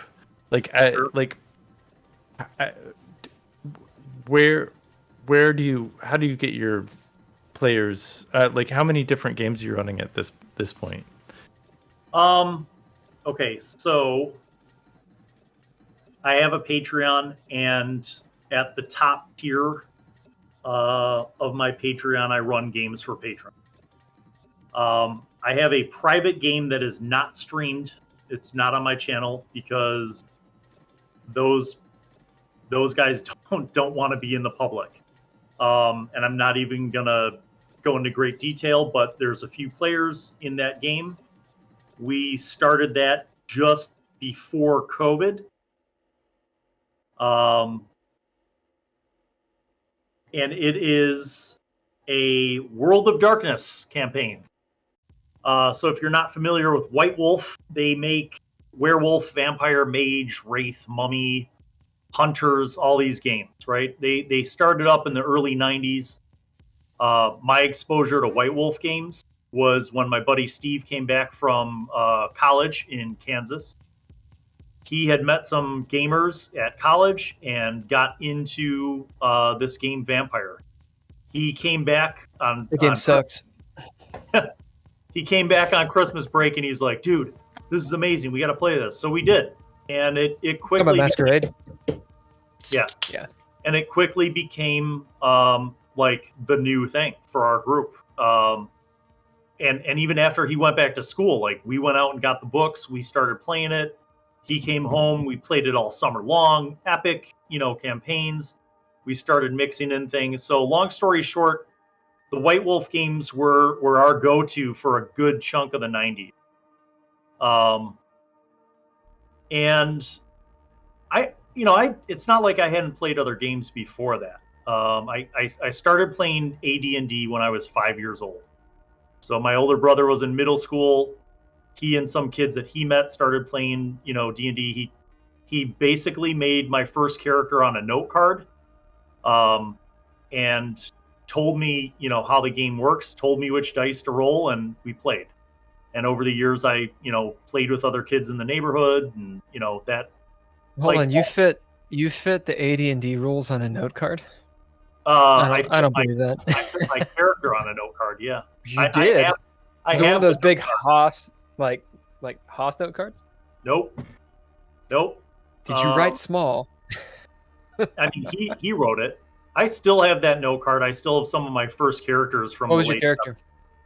That character, my first character, was a human cleric named Pink Floyd, because my older brother. One of my later characters was named Led Zeppelin. His name was spelled wrong. I spelled Zeppelin wrong. As you do. Because it was first grade. So I think Zeppelin is spelled wrong. Yeah, probably. I mean, so. But I played all the TSR games, not all of them. I played, D&D, Gamma World, Top Secret, Marvel Superheroes. Never got to play Boot Hill back in the day, but I really wanted to. And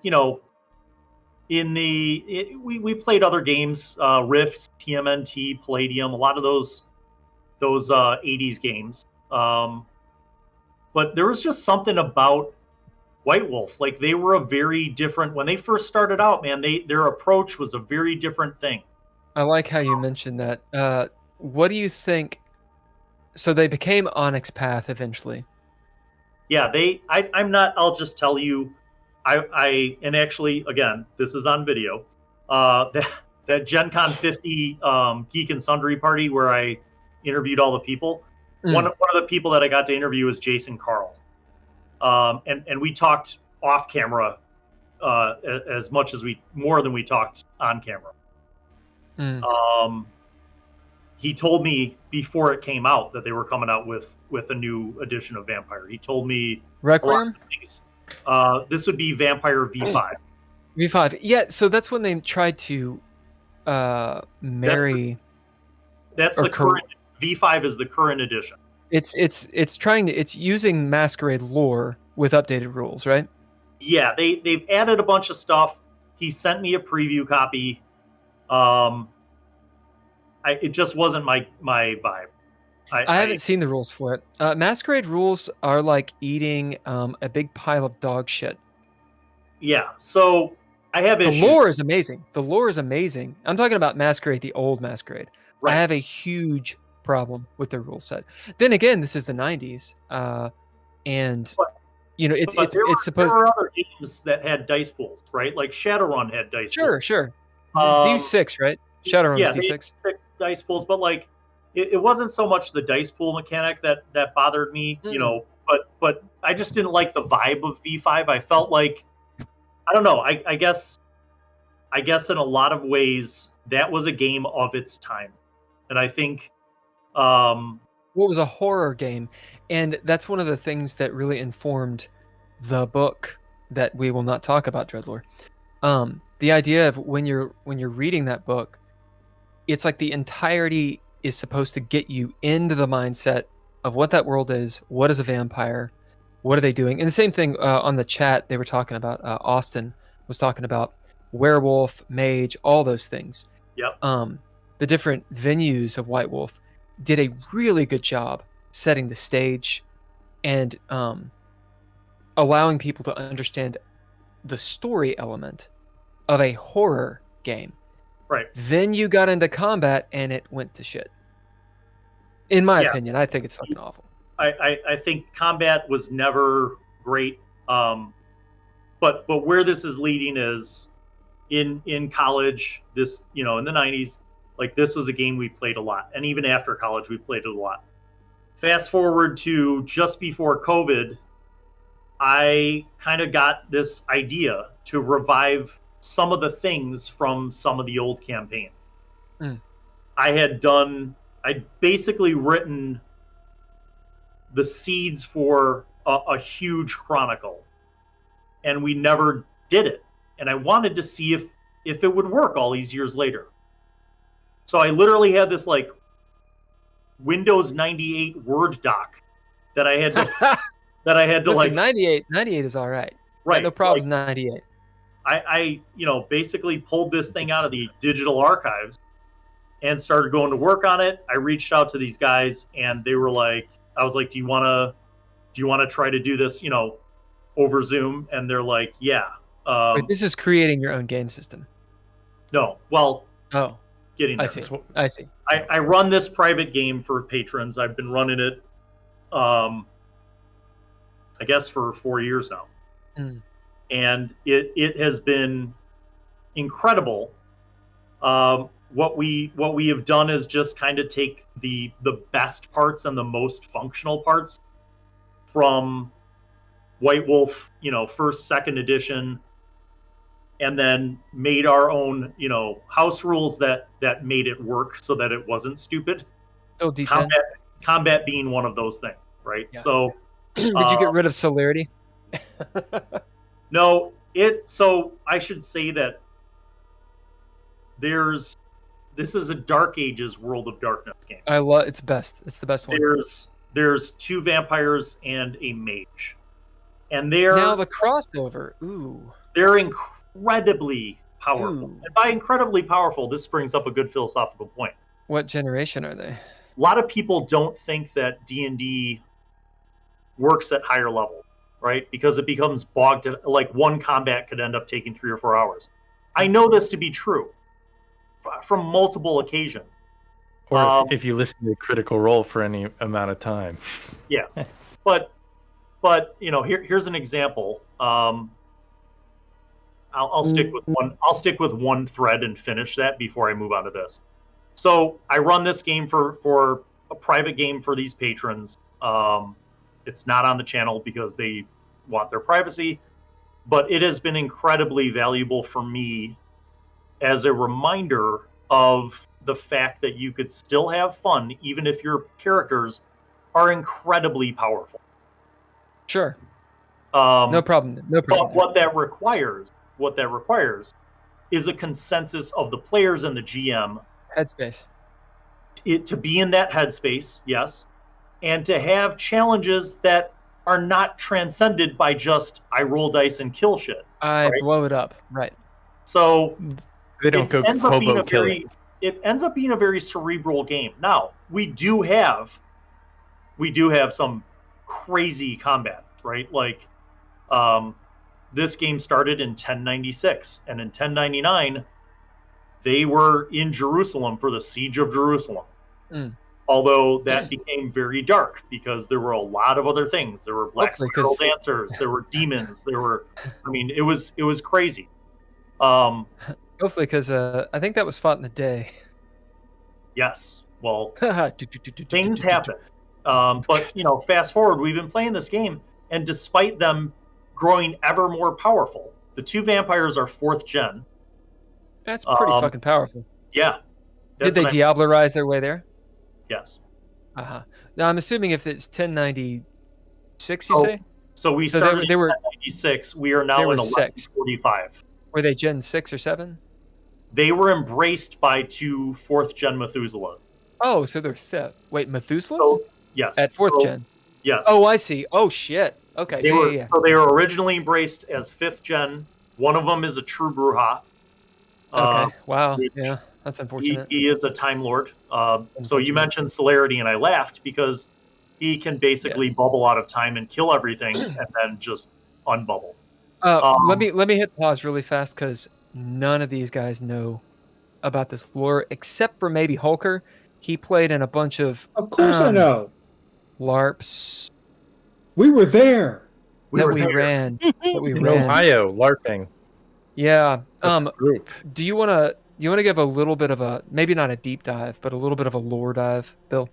Yeah. So essentially, World of Darkness tied in White Wolf, tied in supernaturals with not all moments of history, but with a lot of significant moments of history, whether it was vampires, mages, werewolves, etc. They took a lot of folklore and a lot of occult lore and wove that into their lore. They produced a stupid amount of content. And somewhere in the late 90s, early 2000s, it kind of got out of control, and a lot of what was considered canon was contradictory, very contradictory, where they would release splat books that directly, contradicted stuff that was in published books. But when you sift through it all, it's pretty incredible. And you basically play one of these supernaturals. You play a vampire, a mage, a werewolf, mummy, wraiths, whatever. Or you could play a hunter who's hunting those people, depending on the campaign that your group wants to run. The game that these guys are playing in, the 1982 Detroit thing, on Mondays at 7 p.m. Eastern Standard, they're essentially playing hunters. I love that. And the game is fun. We've played all variations of these things. The game is fun no matter what.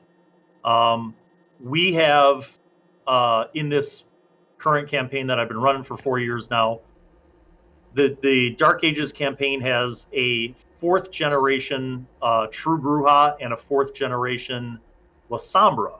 So the vampires are my favorite. Vampires are broken up into clans, but they all descend from the 1st generation, which is the progenitor, which is Cain. Yes, the biblical Cain. And in the lore of White Wolf, Cain slew his brother and he was cursed by God, and yada, yada, yada happened, and then he awakened as a vampire, blah, blah, blah. I found in my many years that a lot of people play this game wrong. Trigger warning, wrong.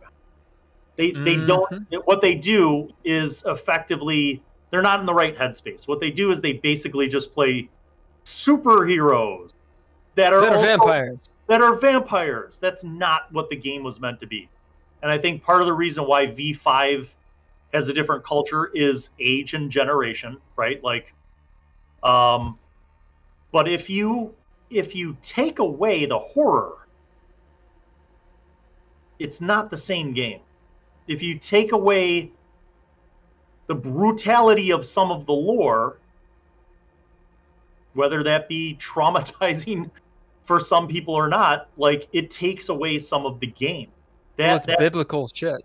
It is literally biblical. It is a horror game. Yeah, but even in the modern sense, like, vampires aren't good guys. They can try to be good. They can that can be an arc for a player to pursue, right?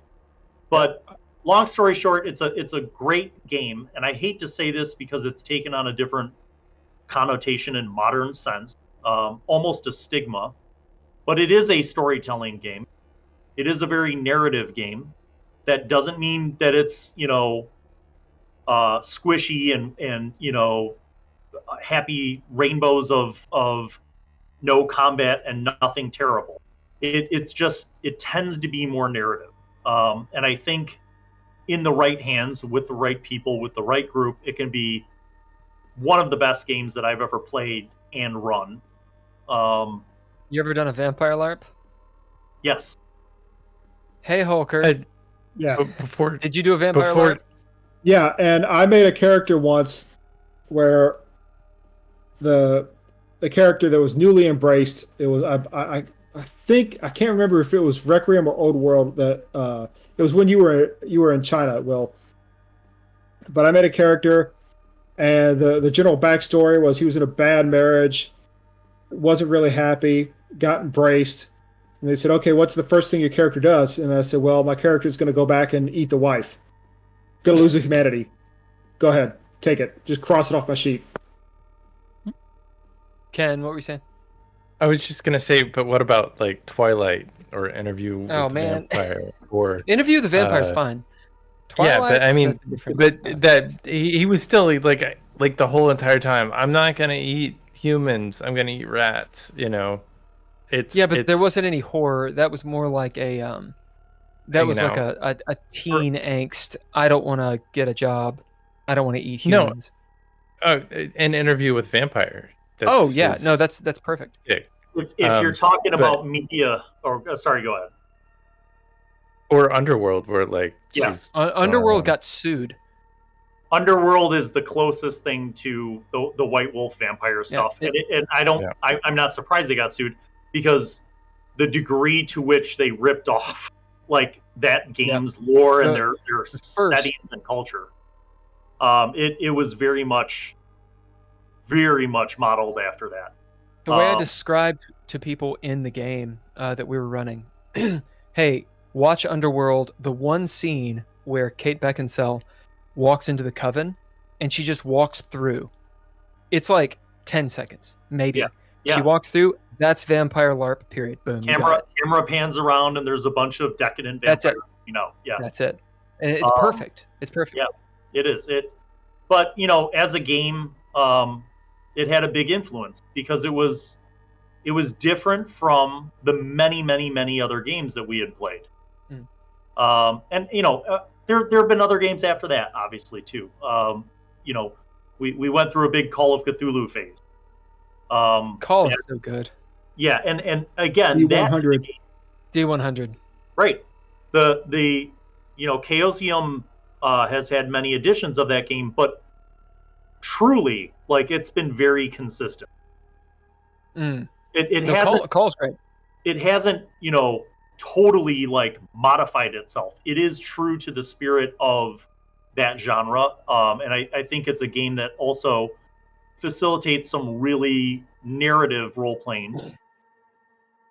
Well, the system, not to get too deep into it, but because I go on this all the time, the system for Call, you're not going to play. I should say, you are going to play a certain kind of game with Call of Cthulhu if you're using that system, because you kind of can't play. If you try to play a break down the door D&D game with Call rules, it would be awesome. It would be fantastic, and Like it would be horrifying, right? So in the late 90s, we came up with Vampulu, which was White Wolf's rules, but with Call of Cthulhu. And we added sanity as a mechanic to the White Wolf rule set, and it worked, and it was fun. It was just one of those side projects that worked.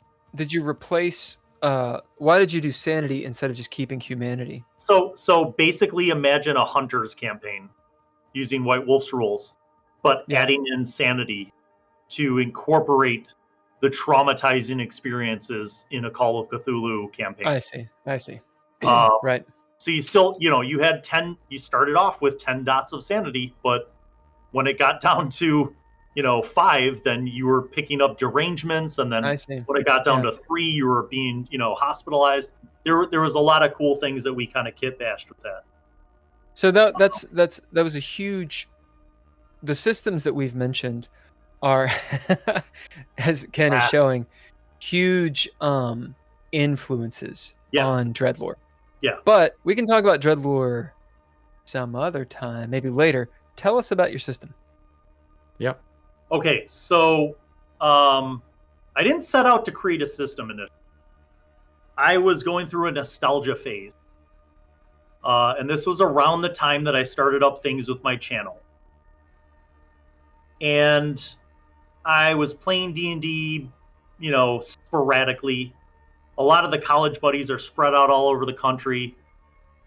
And it was not, like things like Roll20 and like online, like stuff like we're doing now, just wasn't really very solid. About what year was this? Like, we started this college reunion thing called the Geekend, where once a year we would get together for like a 3 or 4 day weekend, and we would game and grill meat and drink. And it was nice. It was awesome, dude. Like, this started in like 2008. Oh yeah. I ran a Zoom D&D game in 2010, and it just worked. So 2008, yeah. I mean, this was, so we were getting together in person for Geekend once a year. Some years we were blessed with like permission from the wives to do twice a year, you know what I mean? But it was awesome. Like, to be able to get together with these guys and to just play, and a lot of them are like hunters and shit. So they bring like, I got some elk, and I got some venison steaks, and like, and just, it was just awesome. Break out their 1911. Yeah, we would. I mean, it was a blast, and we would play all sorts of games. But we were playing a lot of D&D. We did play Vampire. We did one weekend of Vampire. We've done other games, but I was kind of going through a nostalgia phase, and I was thinking about how much I missed games like Gamma World and Twilight 2000 and Aftermath, like post-apocalyptic games. And I was like, man, I really miss that genre. I'd love to do a gritty and realistic survival game. Something that where like resource management kind of matters. Sure. Water supplies matter, food supplies matter, survival, shelter, exposure to radiation, exposure to chemical toxins, exposure like Fallout. to disease. Fallout. Yeah. And I was going through this nostalgia phase, so I was like, I'm going to make up a post-apocalyptic game. So I started to write out all this content, and it was just flowing out. Like, and it was more like the logistics and the setting and ideas, but I was trying to wrap my head around mechanics. And, at the time, D20 systems kind of permeated everything. And I was like, you know what? They still do. I was like, fuck D20. Like, I don't know. I just didn't, it made me mad. Yes. And I'll tell you, Hulker, I did toy with percentile. I toyed with D100 because it's very clean. It's a very clean way of doing a game. Everybody understands percentages. Like, it's, I'm like, that could work. Yeah. But then this weird idea occurred to me. And I was like, what if I made a dice roll game, but I didn't use D10s and I didn't use D6s? I'm going to use D4s because that will piss everyone off. Yes, it will. And so I did. It's hard to created roll an a d4. entire- I mean, that's just It is. it's an impossible dice. Yes, and if you step on them, they hurt you. Yes, they do. So I created an entire system using D4 dice pools. I deconstructed the mechanics from every game that I liked. I deconstructed mechanics that I didn't like, and then I started to build this mechanical system. And because I'm a teacher and a nerd, I created a rubric because that's what teachers do. And the rubric defines everything. And as you might imagine, rubrics are how things are graded, right? So imagine A, B, C, D, right? So you have tons of tables. I wouldn't say tons. Yeah. It really it's very manageable. But I would say that what I liked about it was a rubric typically in education is how you're grading in a given category for something, right? So let's say I'm grading a video project and I'm looking at the camera category. Level 1 would be needs development, right? Level 2 would be emerging. Your skills are emerging. Level 3 would be like, proficient. Level 4 would be mastery. So on a 4-point rubric, on a 4-point rubric, you have basically the gradations that describe your abilities or your skills and knowledges. And I was like, wow, that works out because this is a D4 game. So I take dice pools based on the ability score plus the, your skill or knowledge that you want to use. You add those dice together and you roll them out. And then if the sum of that meets the target number, difficulty check, you succeed, but there are degrees of success. So there's actually mechanically value to more than just meeting the marker. So for every step above your target, your success is more impactful. Now, is that in a narrative way, or is there a system like crits or it's mechanical? It's mechanical, but it's also narrative too. So like I have like a guide for how you do that with a knowledge check. So say you're making a nature check. You roll perception plus nature, and your target difficulty is 8, and you roll the 16, so you're 2 full steps above your target. The GM should provide more than just basic information. The GM should provide more specific clues or hints or detailed information about the character's query. But that's more of a fiat type thing. It is, but then mechanically it comes into play with things like combat. Do you use your badass damage that you developed in this game, or is that just for D&D? Badass works for pretty much any. What is badass? I was coffeeing. Badass is it's the Bill Allen damage alternative scoring system. Oh basically, when you roll, I love it. When you roll a nat 20 in D&D, right? It's considered double damage. So let's say you're swinging your short sword, you roll a nat 20. Yay! You pick up your D6 and you roll a 2. So you did a whopping 4. Right. I think that's fundamentally flawed. Why would a nat 20 do less than the maximum of a regular hit? So in my system, you max out the first damage die, and then you roll the second, and that is added to it. So that's pretty no matter what, your nat 20 isn't going to suck. Does that apply to range touch attack spells? Yes, and it applies to sneak attack damage. So some people of course. Well, what if I have 5d6 of sneak attack damage? I'm like, well, then you have 30 plus roll 5d6. That does break pretty quick. It only breaks if you forget that the monsters get it too. So if you that's fine. I'm talking. What are you? Yeah, it basically creates just a more deadly environment, which I love enjoy. it. I love it. Because I think people should accept character death. Yeah. I grew up. So what are your thoughts on characters that died? Yeah, I have more characters that died over the years than lived. It should be a badge of honor. If your character lives through a campaign, it should be fucking framed and put on your wall as a badge of honor. You started with the old school game mentality. Ken, what were you saying? How many people have you killed, do you think? I mean, believe it or not, Qualify that. not as many as you'd think. Now, some mechanics facilitate character survival, right? So, like, 5th edition has death save. Well, I mean, if you fail death saves or your party fails to administer medicine check or some kind of healing before you fail your death saves, like, you deserve to die. Just die. Make a new character. I've always thought. Oh, yeah. No, go for it. I've always thought that you should just hand players 2 character sheets just to make a point. Yes, well, buddy. Gary Gygax, well, anyway, we'll get into that in a second. I wanted to pull Andrea into this, and I also wanted to mention the chat because this was a thought that I'd had as well about the badass damage. And then I want to talk to Andrea about what we're talking about. Austin mentioned, how does it affect maximized meta magic? And just think on that for a second.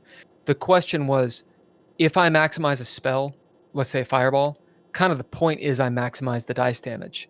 Whereas, you see what I'm saying? And that's why I was saying it's broken, not in the sense of it's destroying, not in the sense that it's destroying monsters, in the sense that the ranger or the bard, or maybe it's not balanced because D20 sucks. Really quick though, before you say it, Andrea, what are your thoughts on all of this? Because you've run some games, a little bit of esoteric games, like the Halo game, for example, which I'd never heard of. And that was kind of any of this, like coming from your background, if we were to ever play D&D again, but we incorporated like the badass damage, what will your thoughts be? Like you crit and you get that benefit. Yeah, I mean, I kind of like it because in the sense that it feels somewhat more realistic in regards to like what the principle I think behind like doing crit damage is, if that makes sense. Like the fact that you can do so much damage, like, kind of is the point, isn't it? Because in real life and in adventure, like, you happen to strike their weak spot or something like that, and they you hit a vital and they bleed out, kind of thing. So like, to me that makes a little bit more sense, I guess. Yes. I was just gonna say, with things like spells that don't have an attack roll, it doesn't affect it at all. Because like Fireball, you maximize. Well, I mentioned Fireball. Well, okay, Orb of Force. Right. So you cast a spell that has an attack roll. Yeah. If somebody super magics that spell so that it maximizes, it's already going to do the maximum damage, right? But it's not going to do double that. So my question is, I'm maximizing, which means that I'm spending my resources to do that, or I've spent the opportunity cost of preparing that, although no one does it, preparing that spell maximized. I mean, the moment that I can maximize and empower a spell, literally every delayed blast Fireball is going to be maximized and empowered, or intensified if you're at that level. So it just doesn't apply to it. It could. What I'm saying is that if there's a spell that requires a 2-hit roll with a d20, and you have maximized it, let's say that its maximized damage is 5d6, so it's going to do 30, and you roll the hit, and you roll an 18 plus your modifier, it's a 26, yay, you hit it, it does the 30 damage. But if you roll a 20, and you maximize that spell, it's going to do 60 damage. Oh, I see. You know what I'm saying? So you still get the benefit. Yeah, okay. Well, fuck yeah. You don't. I don't like taking away player power. I'm investing players with more power with that rule. I love taking away the power. Remember that also means that the bad guys can do it. Austin was asking, is it just doubled, or do you roll the double? You max out the first die, and then you roll the double. So if you have 5 of that die, you max out all 5 of those die, and then you roll the additional 5. I see. So it's an interesting. Yeah, it's not just double damage, because that was the flaw in double damage, right? That sometimes double damage does less than the maximum amount that could be done. Right. So it seems like you're getting kind of gypped in a Yeah. area. You get the benefit, and you're like, oh, great, that's. And it's also not, some games have exploding dice, and I don't have any beef with that. That's fine, but I don't think that works for D&D and for a lot of other games. It doesn't work for D&D. It doesn't work for D20, and it honestly, I don't know if it works for D4. And the reason is because you're throwing around pyramids like fucking caltrops, like Yeah, exploding It's dice interesting. is it makes things fun in some games, but I also don't know that it's consistent. It seems more just like straight up being like everybody has wild, insane power. Well, you have to do it in such a way that ones take away. If you have exploding dice, I like that. So I really like D6. Dreadlore was heavily inspired by D6.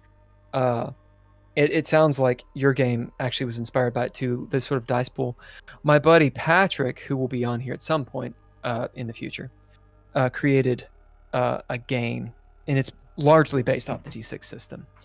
And I really enjoy the dice pool, the exploding dice, the very streamlined, simple mechanics of that stuff. That said, so this is not a criticism. This is sort of pre-criticism. Sure, hit me. When you're playing, first of all, what's the game called? So the first game that I developed for this was the post-apocalyptic game. I had a name for it. I put it all over my docs. I was like I'm going to register this name. Oh, and no. Then some fuckers launched a game on Kickstarter using that name. What was it? The original game was called Residuum, and they published a game on Kickstarter, and I just seethed in my studio for a while. Residuum. Okay, so now what is it called? Ruins and Remnants. I like that better. Thanks. Reminds me of Ghosts and Goblins, which is a cool fucking game. I play tested Ruins and Remnants quite a bit. It was fun. And then I started to toy with the idea of... It was kind of after I developed the mutations system.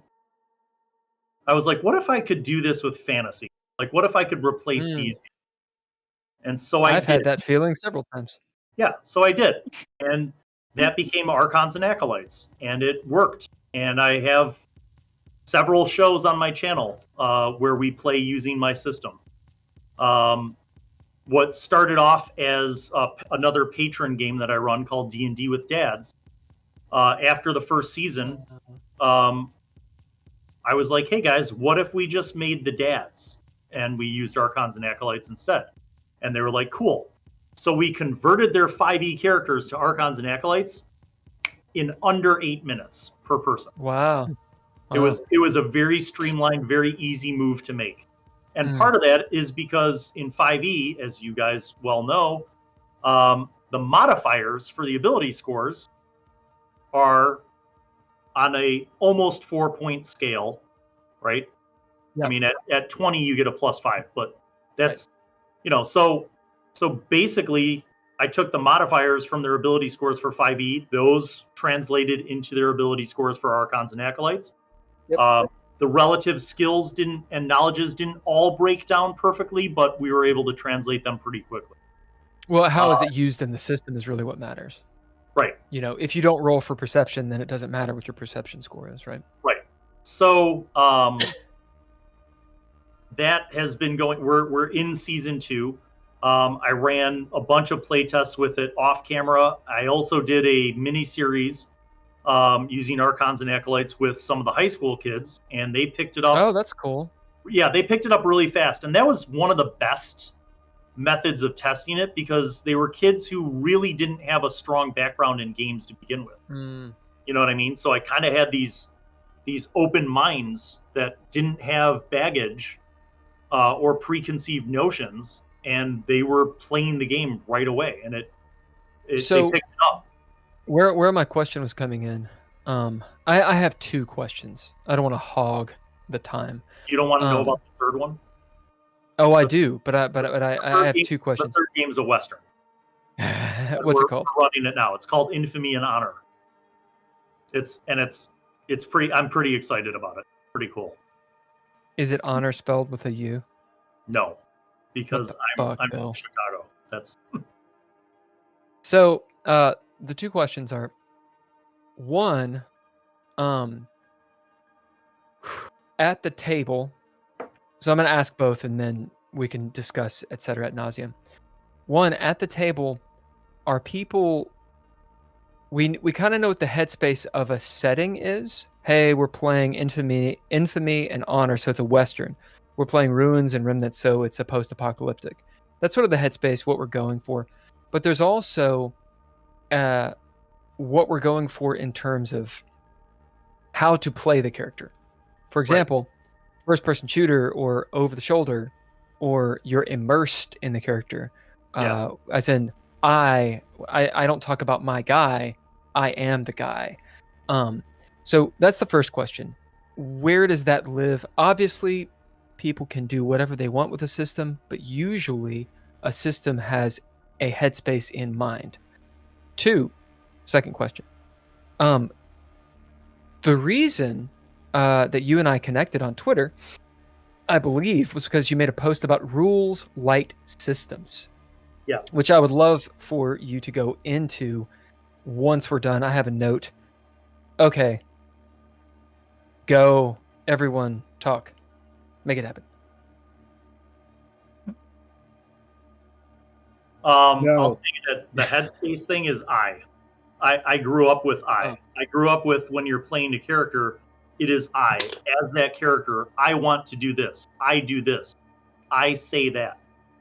And I try to encourage that with people because of immersion. Because when you control your character like a puppet and you say, Conan does this, Conan says this, you're not in that character's headspace. And I think empathy is one of the most valuable things that role-playing games can give us. I can put my headspace anywhere I fucking want because I've been playing role-playing games for 45 years. I could go deep and dark, or I could go really fun and frivolous.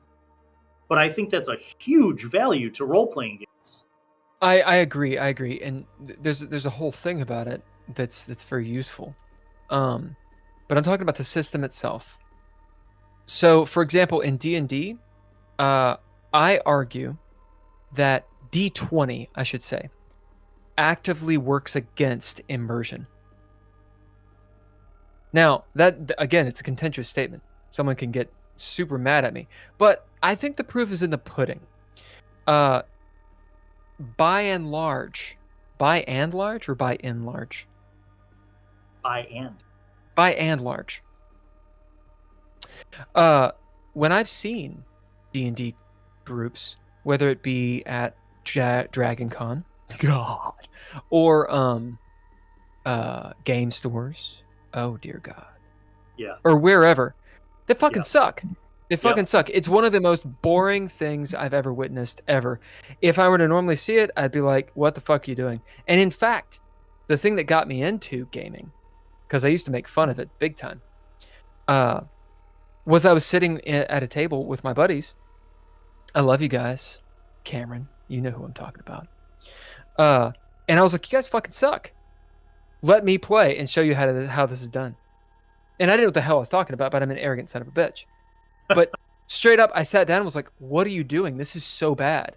Like, so what I'm trying to say is the system itself, is it a causation correlation problem? No, I don't think so. Because I've seen other systems that people naturally get into. Like the system trains you to play a certain way. And in the role playing of D20 style systems, I'm not playing me as a character. I'm not acting as Conan. I'm playing the barbarian, chaotic good. Like, that's what I'm doing. And I'm trying to match everything up to that guy, that character. Oh, it's not me, it's my character. It's all about my character and their things. And that's the verbiage. And someone could say, oh, well, you can pull that away and it doesn't have to apply to D20. Oh, really? I mean, a fucking D20 system that doesn't do that. It always happens. Yeah. Okay. So talking about your system, the D4 system. You've got 3 different games. There's 3 different settings. Does the system itself have a name? Yes. What is it? Like you, perhaps, I see myself and the wealth of my experiences as being valued. And much like how I do things both seriously and comically, such as naming my alternative for critical hit damage, the Bill Allen damage alternative scoring system. This system is called the BAM system. And I'm guessing that you can put together, it means Bill Allen mechanical system. BAMs. BAM. Nice. But honestly, I mean, regardless of name, I think what your point does resonate, because system and mechanics do have an impact. I'm not sure if they are the entirety. You know, if we were to speak of what portion or what percentage of the mechanical system of any given game impacts how it's played and how the players immerse themselves, or whether they immerse themselves, I think you could say to a large degree, as you've asserted, you know, some systems kind of cock block good role playing, right? I mean, is that sort of a summary? Like, some systems kind of step on the toes of the opportunity for players to really immerse themselves and get into the game and into the headspace.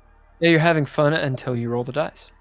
I will also say that, as you actually, it's almost like we planned that. I will also say that in the hands of an experienced GM, you can avoid that even with crappy mechanical systems like D20 systems by simply choosing not to roll the die. And the way that I do that personally, the way that I do that personally is I convey to the group, and this is actually in one of the videos when we did the Archons and Acolytes with the high school kids. One of them was like, "Oh, should I roll for perception?" I go, "Stop. Just tell me what you want to do, because you don't have to roll for everything. If you want to wipe your ass, you don't have to. If you want to wipe your ass, you don't have to roll to wipe your ass, right? Like, sometimes you have to roll. What if you want to, just to see if you fail? So, I mean, the way that I have a little block paragraph in the game that says, don't always make people roll for things. If somebody has proficiency or mastery in some level of something and they want to do the thing, they should just do it. Move on. Keep the game going. Pacing is incredibly important. And every time you make a roll, no matter what system, you're kind of breaking the immersion. So I'm not saying fudge dice. I'm not saying let the players just succeed all the time. But what I'm saying is make an educated guess based on the numbers in your game. Could they just do it? If they say, I want to do this, is their character strong enough in that thing or knowledgeable enough in that thing to just do it so that you can keep your game going and not break immersion? And that coaching guide is what I would apply to any game, but particularly to games that sort of get in the way. Yeah, like 5e is a great example. And again, I watch this on a weekly basis at the D&D club at the high school. I'll float around from table to table and I'll see these kids. And sometimes it's the players who are like, I roll insight. No. What do you want to know? Well, I want to know if he's lying. Okay. And then I want to bid this. I want to bid this. I want to bid this. I want to succeed. I want to succeed. Yes. Stop rolling. Give me the dice. Success.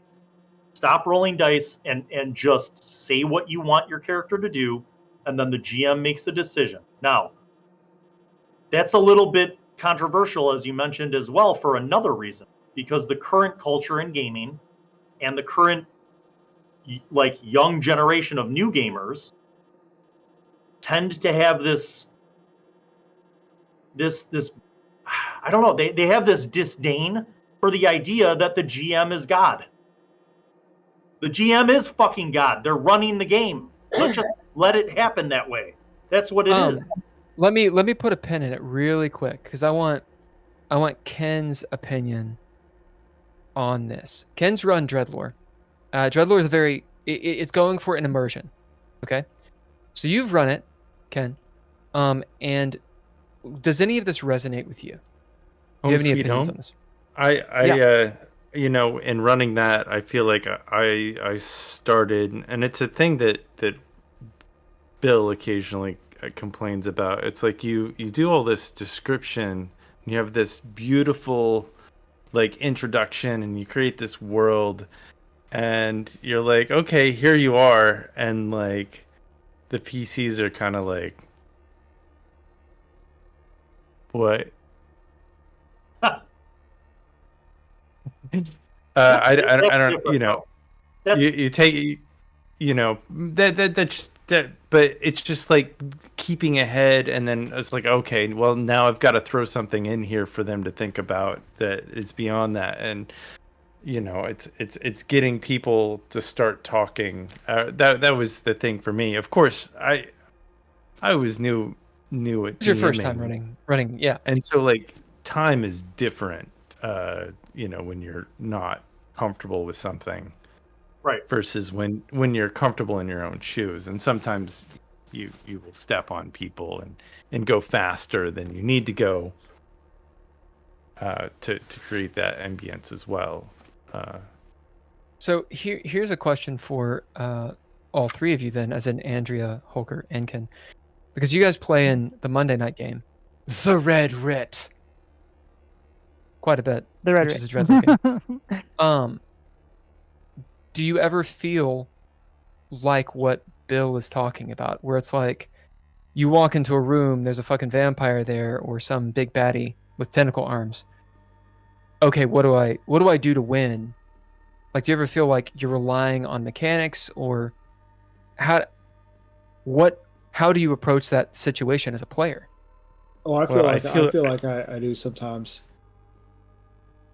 Yeah, I feel like I will say though, I have technically ran one Dreadlore game. I want you all to talk at the same time. Let's go. Andrea, what? I said I technically have run one Dreadlore game. Oh, that's right. right. You weren't there. No, I wasn't there. There was it was the Star Wars Clone Wars campaign. You never talked about it. You're like, I'm gonna run this game, and then you didn't fucking talk about it. So I figured. Oh yeah, I forgot about that. It went for me. It went pretty well. But it was a lot of fun. I really like. I mean, kind of honestly, I like the way that your system is designed, because it pushes you kind of like. It's not nearly as bad at breaking the immersion, because it kind of, the whole trait system forces people to think more about what their character does, like actually, as opposed to what do I roll, like you said, like right, yeah. Yeah, it has to make sense too. I do like the trait using adjectives instead of rolling for dice. It's like I'm gonna give you this sentence of how I'm going to, I've got a character right here, and I can quickly, if I wanted to do a thing, it's like, okay, I have an ability apparently at believing. I believe in and whatever it is my perspective is, and so I'm basically indoctrinated into this world view, and so I'm going to use that belief system to make this next action, and then I build that worldview, because that worldview is not necessarily written in stone. Space veganism, for instance, is the worldview, and that's why I am a tough, stern person, or that's why I believe that our culture is better, because you guys are all mired and killing for sustenance. Bill, I wanted to mention to you Eric Steams Stearns. He says, quick comment as a cast member in the Dads. I'm reading from him.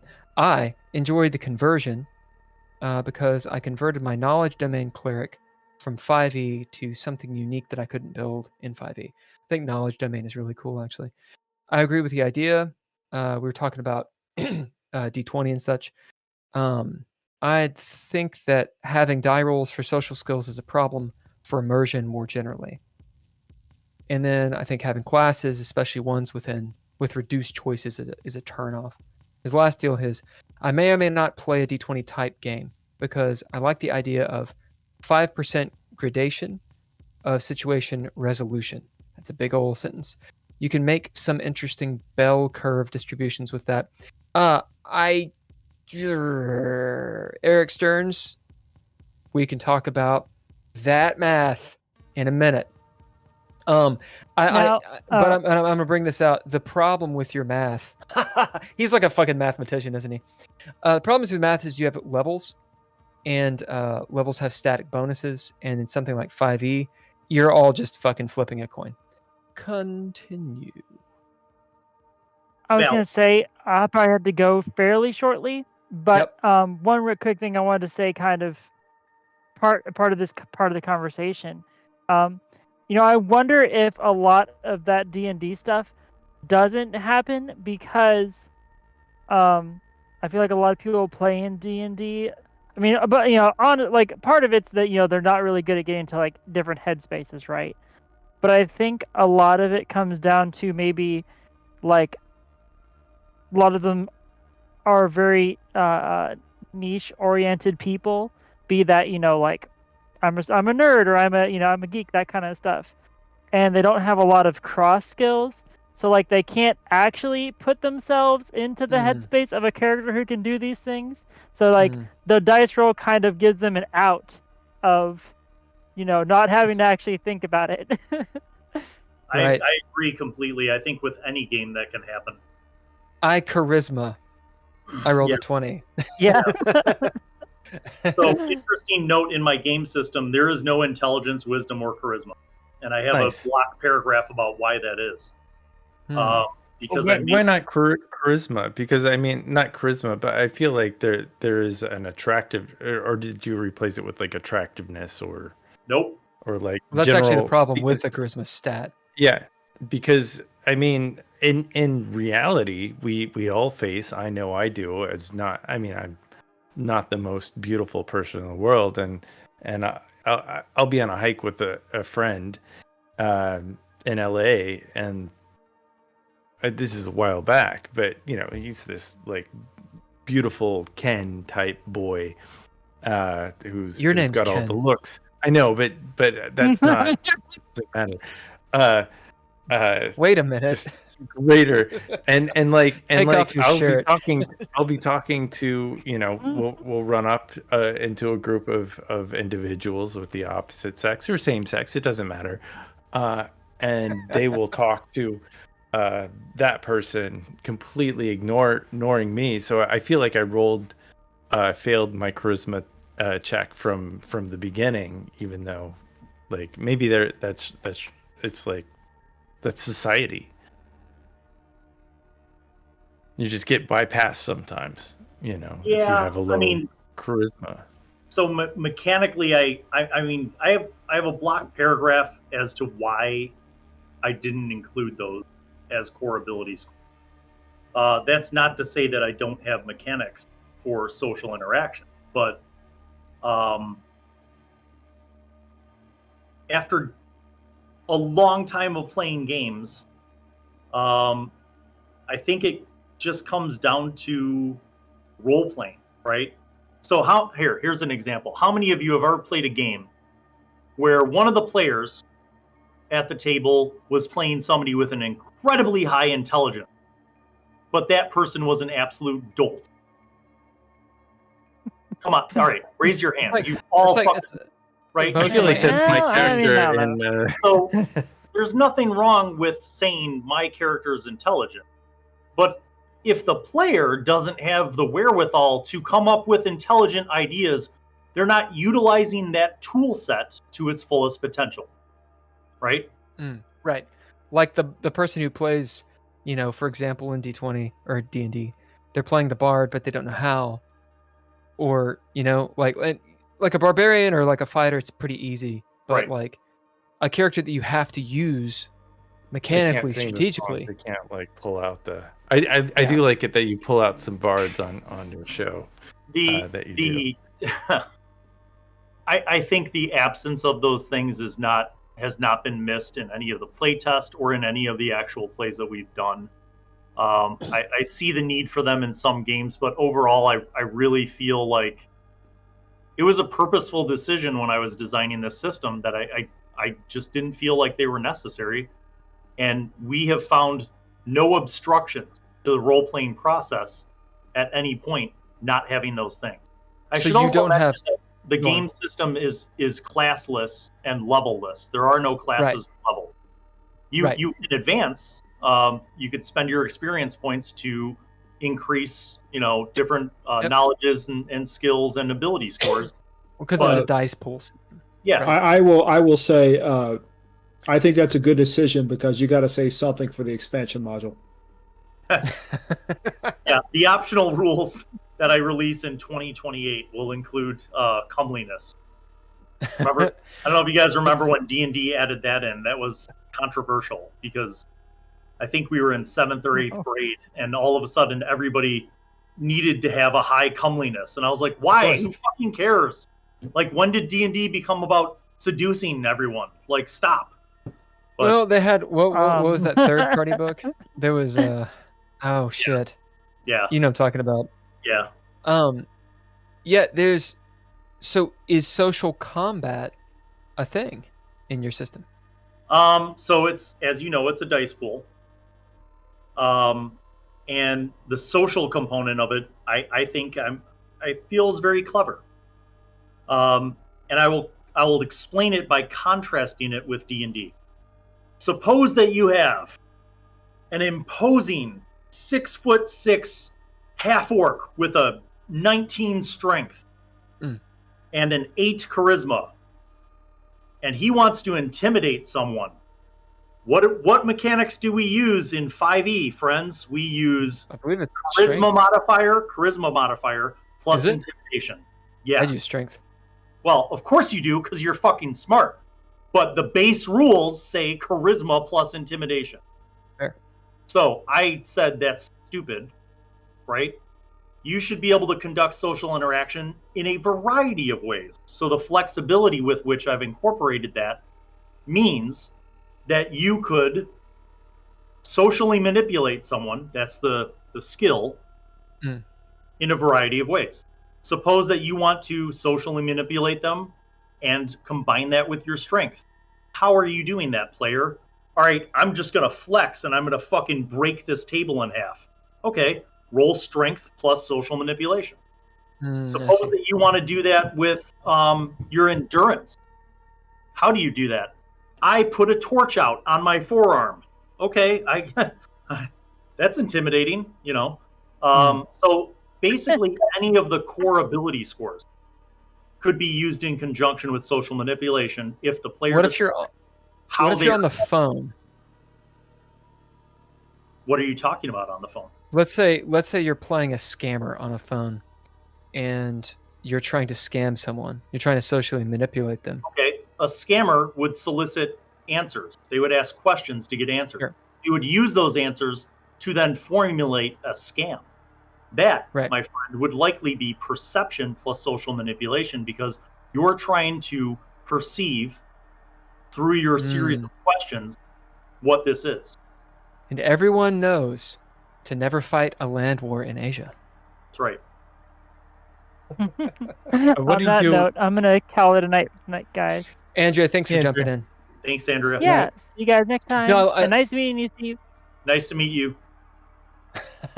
So what do you do when things are getting heavy and you've got some high schoolers and there's an emotional topic that comes up where you're like, people are getting charged up? Do you guys set boundaries or have a discussion? Like he uses his endurance and his strength together Well, I mean, to keep temperament in check, or to make sure that people don't feel violated.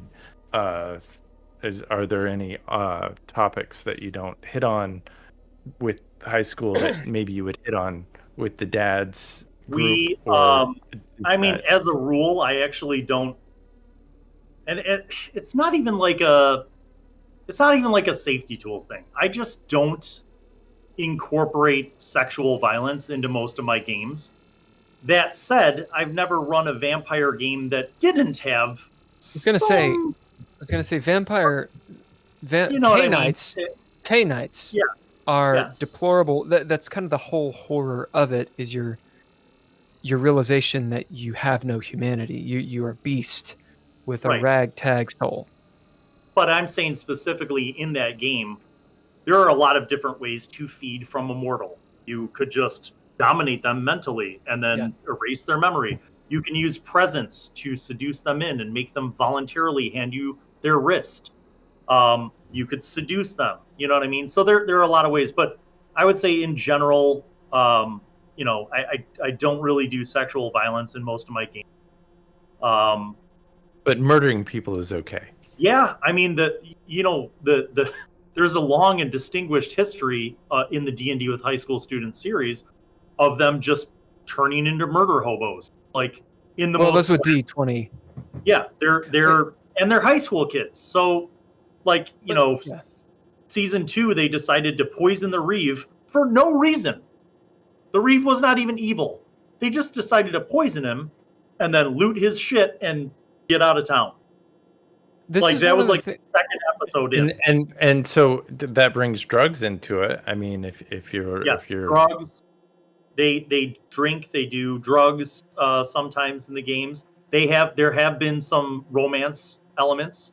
Actually, one of the girls basically came onto a king and seduced him, and kind of articulated what she was doing and how she was flirting. And I was like, okay, she's initiating this. It's not even in my on to the NPC that you were playing. I mean, but I would say, honestly, most of the content ends up being PG-13. Mm-hmm. I mean, they're literally occasional swears, some content, I don't know. some comments, I was listening to some high schoolers curse pretty good on your. I think they're right. I mean, but I would say again, it's not fuckity fuck the whole time. Oh, no. It's more that's so good though. It's kind of a sporadic, and I would say organic too. Sometimes their reactions to things would be like, holy shit, it's the guy, and they're high school kids. So and the beautiful thing is, like I said at the start of the show, the D&D with high school students cast members were typically kids who were in my media class, who I had developed a relationship. In a lot of cases, I knew their parents, and I didn't mention this, but I did. I teach at my old high school, and I live in the district. So do you? I know a lot of these kids and their parents because I'm a part of the community. You know what I mean? Yeah, I was gonna say, with the streaming these kids, I would presume that you have to have permission to release forms and stuff like that from the parents. So I have a basic talent release form. Yeah. And the funny thing is as I said, a lot of the kids are, I keep in touch with them. A lot of them went into the film industry and stuff. So we meet up. Some of them have come and talked to my classes with the current kids and kind of, shared their life journey in the field and the industry. And, so it's, I think in the root of it's a game. And as seriously as I take games, it's still a game. And to the kids who played, in the games, I think I've been very fortunate that the people who subscribe to my channel, who just watch the videos, and who comment have largely, vast majority have been very supportive, and have kept have kept it clean. You know what I mean? I haven't had any weird, creepy people, you know what I mean? Which some of the seasons had casts where the majority of the players were girls, and surprisingly, there was not, creepy shit in the comments about the high school girl. Oh, nice. Well, yeah. That's Yeah. So I mean, I guess. But I mean, I guess think that you part can of set it- your moderation on YouTube to filter that stuff out. I had Right. there's a couple things in the chat. One is, are you from upstate New York, Bill? No. I was born in Chicago, and I grew up in Chicago. the Chicago suburbs. So it's a northern, well, compared to Kentucky, it's a northern deal.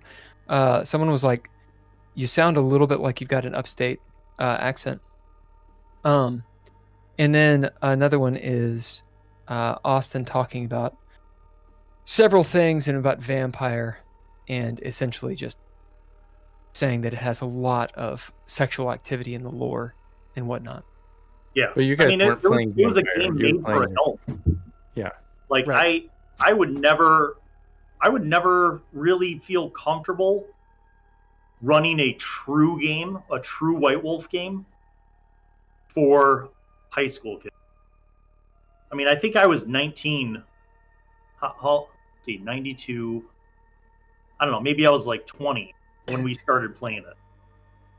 You know, Yeah, it's, I think it's I a was mature. 16 It's a or- mature game. I was 15 or 16 when I was exposed to Vampire, I believe. I mean, it's mature. It's I didn't mature know in the. that. I do agree with you, but I think we're circling around two different topics. One being, you an authority figure in a public school. Yeah. That's a different ball game than is something right, appropriate, right. right? Yeah. In that arena, of course. Yes. Should 15-year-olds? I mean, 15-year-olds are fucking and doing blow. Like, of Yeah. course they can play a vampire game. Yeah. Right. Right. So, I'm gonna go pour some bourbon. I'll be right back. Is there any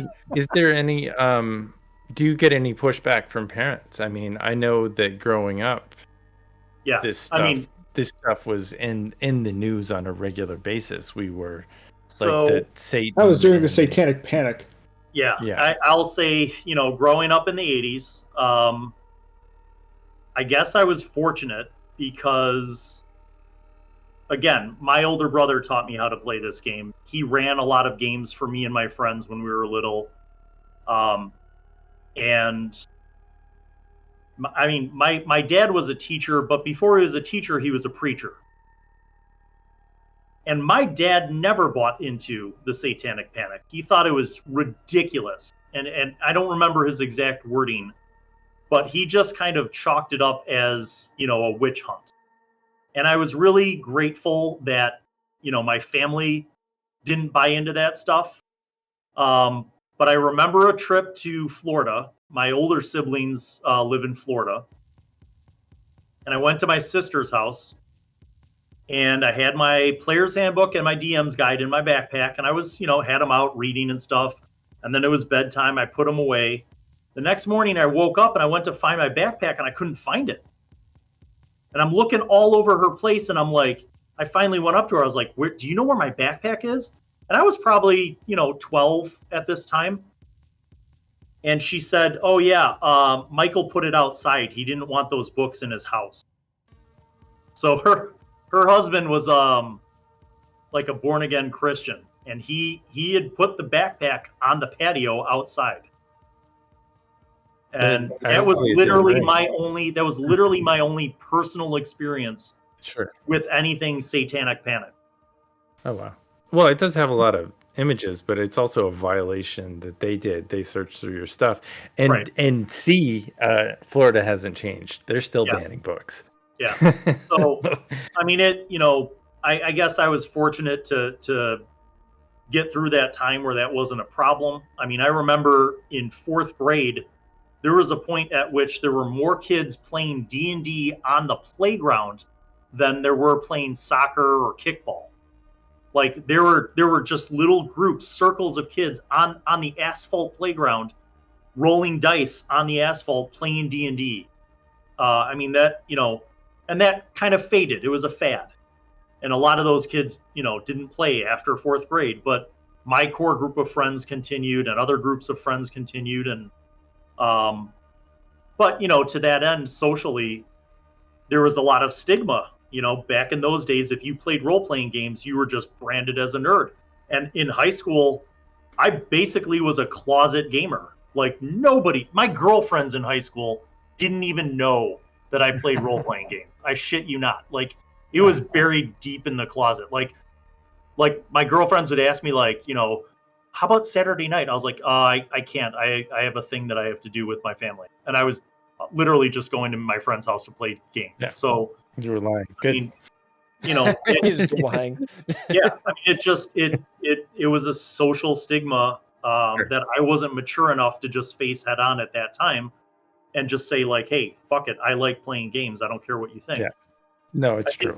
That came along in college when I realized that I didn't have to worry about what other people thought of me. Yeah. And then you became an adult and realized with the social media revolution that in fact you do need to care what other people think about you. You do. Yeah. You have to care. Do you so you don't experience anything? No. If anything, I've literally had parents send me thank you cards, like, at the end of the school year, saying, like, thank you for getting my kid into this game. He loves it. It's so important. At open houses and parent teacher conferences. I mean, because I'm not bullshitting when I say so much of the literal blessings in my life have come from growing up with games. Yeah. So much of it has encouraged my interest in learning and in exploring different things, like history and reading and writing and I've learned so many cool words from gaming. Yeah, linguistics. Like my mom, I found an old it was an old progress report. My mom showed these to me. My reading and math scores between first and third grade went through the roof. Like, at third grade, I was reading at an eighth grade level, like that kind of stuff. And I think she recognized that this game, for some reason, was good for me. It was educational somehow, Yeah, you were reading and writing. And do you think that there's a therapeutic? Do you with your dad's group or with the high school group or even the Patreon group? Do you feel like people get any therapeutic benefit or like societal? Like, do these high school kids are the ability to come up with the scenario or like problem solve better? Empathy. Yes. Empathy. So empathy for sure. I think belonging to a community, to a group.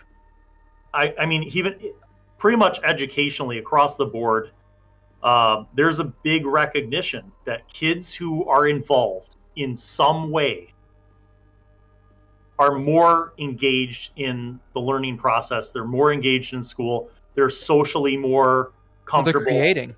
Right. There's so much confidence that comes there. But I don't just mean gaming. I mean, like, anything. Like, our school has this motto, like, #JustPick2. And it's like, basically pick 2 clubs or 2 sports or a club and a sport. Pick 2 things that you're willing to do outside of your classes that you will be a part of. Because statistically, it's proven that kids who are part of something do better. Socially, emotionally, learning. And they don't shoot up schools. Yeah, and I'll tell you that, like I said at the top of the show, shooting yesterday or today, I think. Was there? Jesus. Yeah. I had no idea. Yeah, I mean, I'll tell you, like I said at the top of the show, man, I have all kinds in my D&D club. I've had, jocks. I've had all the different nerds and geeks and misfits and everybody, and I love them all because at that place, they're able to be part of something. They're able to play. They're able to, there's value in escapism. Some of these kids don't have the best home lives sometimes. And for the 2 hours every week that they're at D&D club, they get to be someone else. They get to be a hero, So I don't know if it's intentional therapy because I'm not a social worker, but I think there are definitely valuable things that you can experience with role playing? I had 3 things. First, I didn't know there was a school shooting. So to anyone who knew about that or whatever, I do apologize because I know that's a tender subject. My bad for making a joke out about it. However, I am a dark son of a bitch. 2, Andrea accidentally called you Steve. It's because her dad is Steve and she's going to take him to the hospital. And she actually sent a deal in the chat and was like, hey, I am so sorry I called Bill Steve. It's because my dad was on my mind. I get called a lot of names, like Bob. For some reason, Bob is... People often say, like, oh, Bob Allan. I'm like, no, Bob but Allan, that's okay. Bob Allan. I'm good. The third thing is, I don't know if it ever became anything, but a girl that I used to be friends with was doing a kind of photojournalism style documentary thing about the benefits, like the mental health benefits. And actually, Ken, doesn't Maxie do something with this, with their therapy? I think there's role playing in therapy where you like set up scenarios. I think Maxie was talking about it. But scenarios. I hate to interrupt, but I'm about to engage in some sleep therapy. Holy shit, you came out of nowhere. Wow, you actually scared me. Hulker coming from the darkness. The gray darkness. Hey, Hulker, it was nice to meet you, man. Hey, it was nice talking to you, too. Look forward. Yeah, come back on again sometime. I'd rather play. I want to play Dreadlore now. You guys have me. Oh, yeah, do you? 100%. We're gonna do that. All right, dude. Good night, y'all. Peace out, dude. Peace. So, would you like to play Dreadlore? The PDF for the full core book is available for free on DriveThruRPG. Nice. I can send you a link if you'd like to check out that. We would love to have you playing a game. And we'll do an into space. So long as you don't straight up just attack him to attack him, Ken. Ken's character likes to chop people in half just to do it. Yeah, I end up being the forever DM most of the time, but I have been invited to play in some games over the last few years that ended up really being cool because they exposed me to some newer games that I like probably wouldn't have just gone and bought and tried to learn on my own. I am not good at buying a game, reading it, and then learning it and running it. That's not no one is. Yeah, no one is. I've never met a person. I've never met a person who's learned D&D from reading the books. Yeah. Yeah, never. People say, "Oh, I've read the DMG." Go fuck yourself. Yeah. You read the DMG. If you read the DMG for 5th edition, God bless you, because like it's fucking atrocious. 2, it's all over the place. There's no cohesive story there, so you learn from other people. It's a social game. Yeah. Absolutely. It's a social game. So you're gonna learn Dreadlore from us. Yeah, we need to get you on one of these Mondays. Are you ever free on Monday nights? Monday nights actually are my most free night because the other patron games that I run. So like I said, I run the vampire game that's private. I run the dads. I run the Lamenters. Damn. Yeah. Wow. That's you're on 3. Yeah. Well, so when COVID came, I don't do well with downtime. Yeah.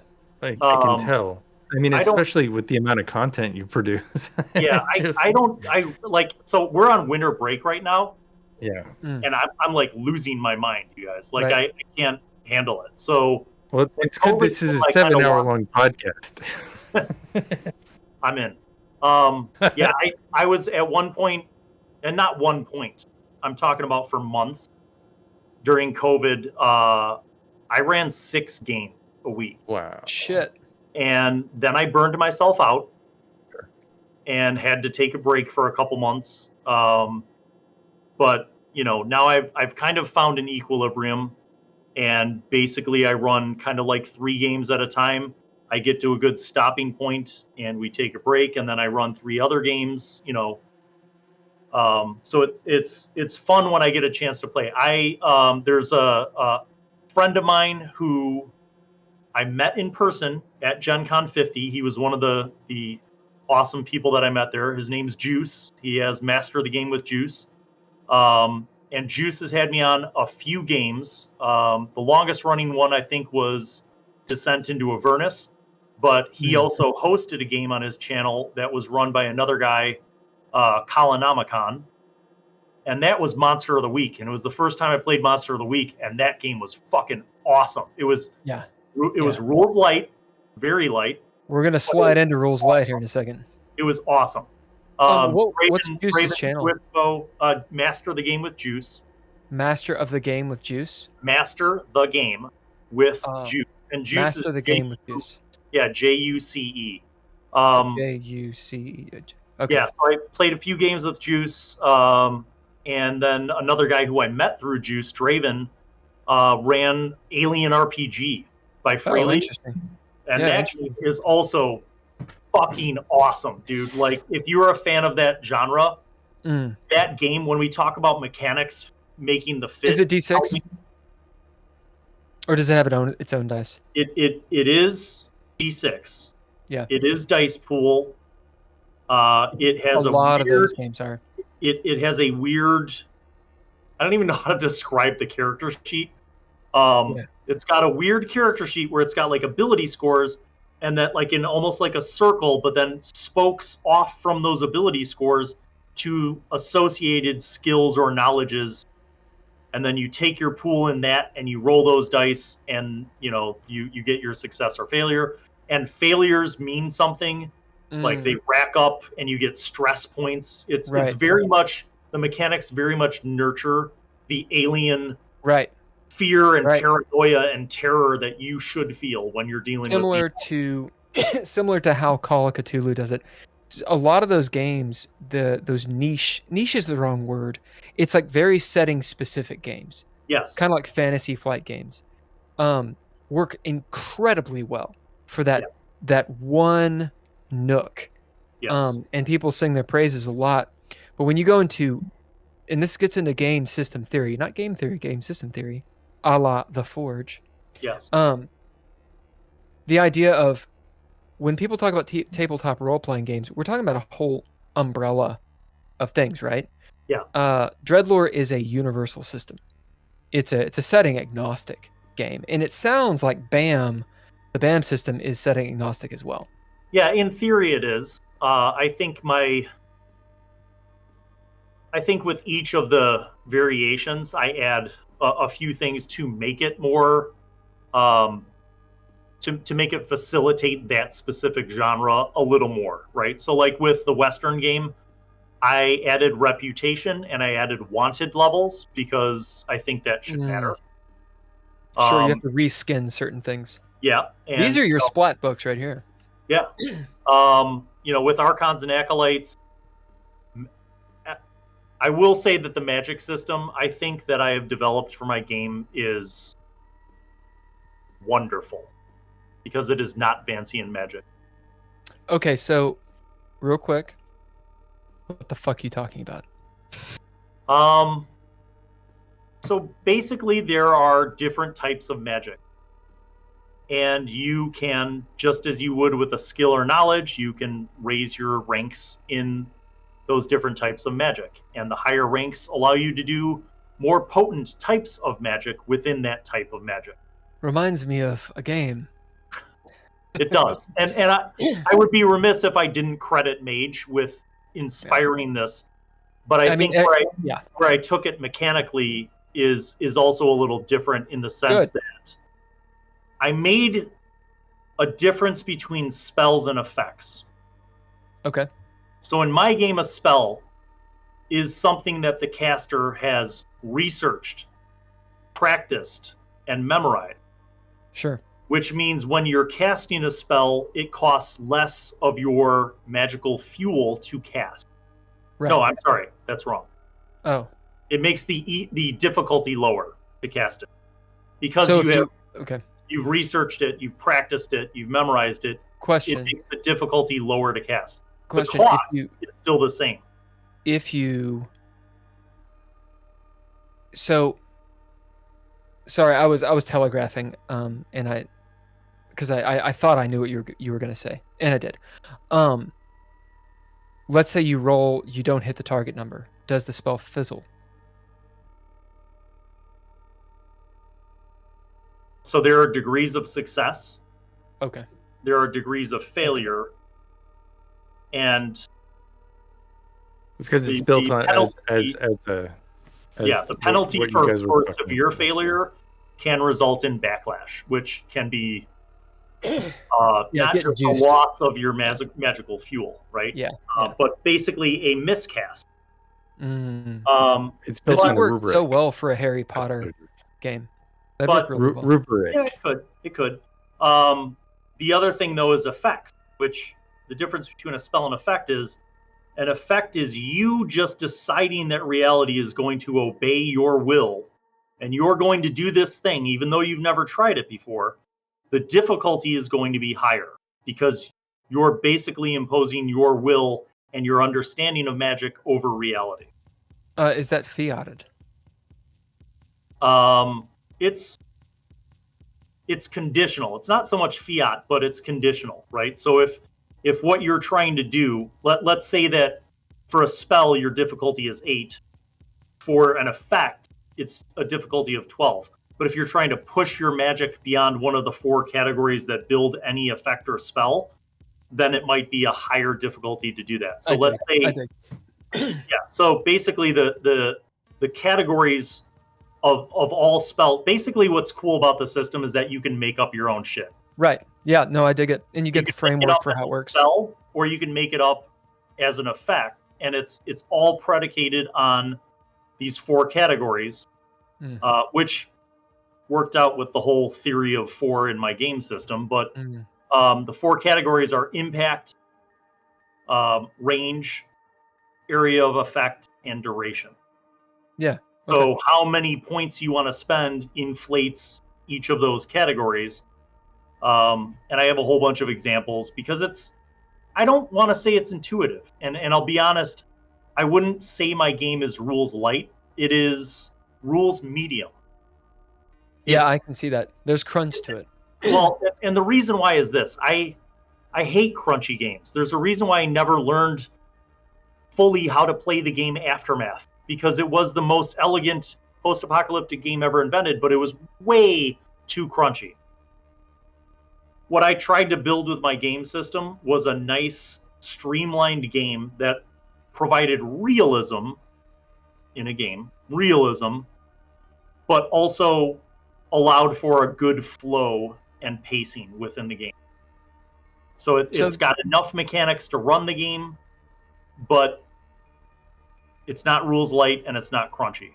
So, for example, as we slide into rules light, because this is a pretty big, and debate. contentious conversation. Yeah. People throw around terms like story, narrative, TTRPG, rules light, these kinds of things. OSR. Yep. Although OSR has a little bit more of a feel to it. Yeah. Do you want to define some of those terms? To the best of my ability, but I'll say as a disclaimer that I don't consider myself, the arbiter of the. Yeah, I mean, there's so many fucking people. I mean, you're definitely an expert, but you don't. It's right. not Like OSR by itself. Is OSR old school Renaissance? Is it old school revival? I don't know, because nobody can define that. Maybe it's both. But I think the gist of OSR is you want to play a game that feels like the old days, but it's not necessarily plain AD&D, right? So, there are games that are under that OSR umbrella, and some of them I have played and some of them I run. Lamentations of the Flame Princess is one. But I have openly admitted on many videos that the game is kind of dumb. It just is. Like, it's not a great game design. I play it because it facilitates a certain play style and certain content, but I could easily run the adventures that I'm running in my Lamentations campaign using Palladium Fantasy or fucking any game system. So let me weigh in on it. For OSR, I think it's all about the look and feel and the headspace. Yeah. The mechanics, you could have vastly, widely different mechanics. Yeah. I'm going to use as many adverbs as possible in my sentences. So I think the hallmark of an OSR system, which really, my friend Jeff McNeil, he wrote Levied Souls, which is hopefully going to release sometime. He's much more, and he knows Ron Edwards pretty well, the dude with the Forge. I've learned most of what I know about OSR from him, so I'm kind of regurgitating a little bit here. Sure. What I understand about it is this. It is a role-playing game, so you're not really immersed. You're playing an archetype of some sort. The goal of the game, of your characters, is rather defined. For example, you're going into a dungeon. It doesn't really matter why. The point is, you accept we're in the dungeon. We're going there. What Right. are you doing? You're getting gold. Yep. Why are you getting gold? Because it has a reward system. The system does. You get the gold because the gold directly translates into XP. Yeah. So you steal the gold, you sneak around in the dungeon, kill if you have to, get out of the dungeon. The game's kind of in a meta element at this point. You don't play the tavern. You sell your shit, now you're back in the dungeon. Yep. As an example, and that dungeon could be the high seas, it could be space, it could be whatever. The feel is a predefined, you're in there, you're getting to adventures, it's very strategic, it's Right. very puzzly. Yep. You can have crunch, you don't have to. But Yeah. the feel is like you don't need a reason to be there, you know why you're there. And that's never Yeah. questioned. Yeah. You're in I would hell, you're agree- trying to get out of hell. Whatever I would it is. agree with that as a synopsis of the vibe of the headspace. And I will say that, you know, that's kind of how we played D&D up until maybe 6th grade. Yeah, and well, yeah. other games. You know, it was very mission oriented. We didn't bother with exposition. It was, all right, you guys are entering this dungeon or this cave system, or you're traveling through the wilderness of Khazad Blah to visit the king of the Elder of Beast. Leblop. You know, it didn't really matter. There wasn't a lot of story. It was just a series of almost like episodic adventures. There Like was Fables. there was no interconnection. There was no downtime, right?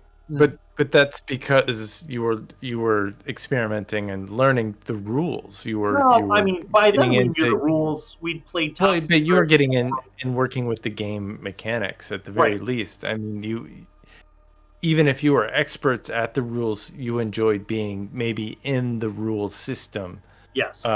It was a goal, and you didn't necessarily have the world view of the dynamic nature of people as well. Right. I mean, you have to build on stories, and what do you know at that time? You know the cartoons you watch, you know the books that you've read to that date, which are a lot less than, you know, the culture that you have experienced and the life in which you have seen at this point. I mean, I've never had sex with a prostitute in real life, but I certainly have in a role-playing game. You know, it's right. it's the Yeah. I would say, you know, and Good old and again, Rebecca. like, if people want that kind of game, and I've played at tables with those people who don't care about an overarching storyline. They just want to roll dice and kill shit and get treasure. That's it. Right. And that's fine. Sometimes that feeds the beast and you get your fix, you know? But murder hoboing is not the same as OSR. And that's a little thing that I'm getting into. Right. Because I don't mean you're a murder hobo necessarily, but you could be heroic. You could be good. You could be on, you know, important quests with a little bit of, you know, you've been commissioned by the Lord to do this noble thing. It's not necessarily behavioral as much as it is just the lack of the narrative side of it. But I would posit that OSR experience for a lot of people, like that, I was done with that by like 6th grade. Like we were moving into more advanced storylines and longer, interconnected plots and world lore. And I think, again, if people like that, great for them. But like I kind of abandoned that path long ago, and especially once we got turned on to games like White Wolf and Cthulhu, we never went back to just dungeon crawls for the sake of dungeon crawls. Like so even our D&D games became more evolved. So in essence, Cthulhu, I would argue, is OSR. I think it depends on how you're playing it. If you're playing it where every adventure, everyone at the end of it is dead or insane, then sure. Well, then you're playing it right. Well, you could be playing it right, but what if 1 or 2 of the 6 people or 5 people in that manage to survive? Then your GM is a big old pussy. Well, oh no. I mean, the game Morkborg, I bought the book. That's a free league, right? Yeah, I bought the book because it looked cool and it sounded badass. I've never played it, I've never run it, and I don't know if I ever will. Same thing with me in Into Space. Not Into Space, in Death in Space. Yeah, because I don't know, man. Just for me, whether I'm running or playing, I don't want to play a game where I know sure I'm dead. You want to invest in a story. Yes. Like, you're going to invest so much time and energy into a character. No, not always. Okay. No. So here's the difference. I'm not saying that I expect to play in a campaign and my character is going to live and retire. The opportunity of death should always be present in all games. The opportunity of doom could certainly be present in all games. What I'm saying is that I also think that I'm attracted to games where at least the opportunity to survive and play and live to fight another day, I want that to at least be present. I want there to be a chance, some odds that I could live through it. You know what I mean? A wise old man said once, everybody dies. Yes. Just, but I think that you want to live happily ever after, or at least you want to have be able to put that character, like you said, frame it up, and like that is it's a trophy. Sometimes, sort of. But some of my favorite characters are also the ones that died. Whether they died a stupid death because of my mistake, or they died because somebody else in the party did a Leroy Jenkins and fucking got us all killed. Like the dead characters are just as legendary sometimes as the ones who live. Well, and you're getting into narrative. That's the whole point. Yeah, but I think the point is like there's a difference between a game that features frequent character death versus certain character death. You're gonna pick up some boxes and throw it down this hallway. I'm okay with frequent character death, but I'm also a competitive person by nature. I want to win the game that I'm playing, and winning means that I survived. Okay, so do you deal with how do you deal with death in a game? I mean, is it just kind of like this person's dead, throw another character together, you're in the next game, or is there? Let's qualify that on a system, because the system would tell you in a certain way. Sure. Oh, is there a certain are different system? I don't know enough about character death.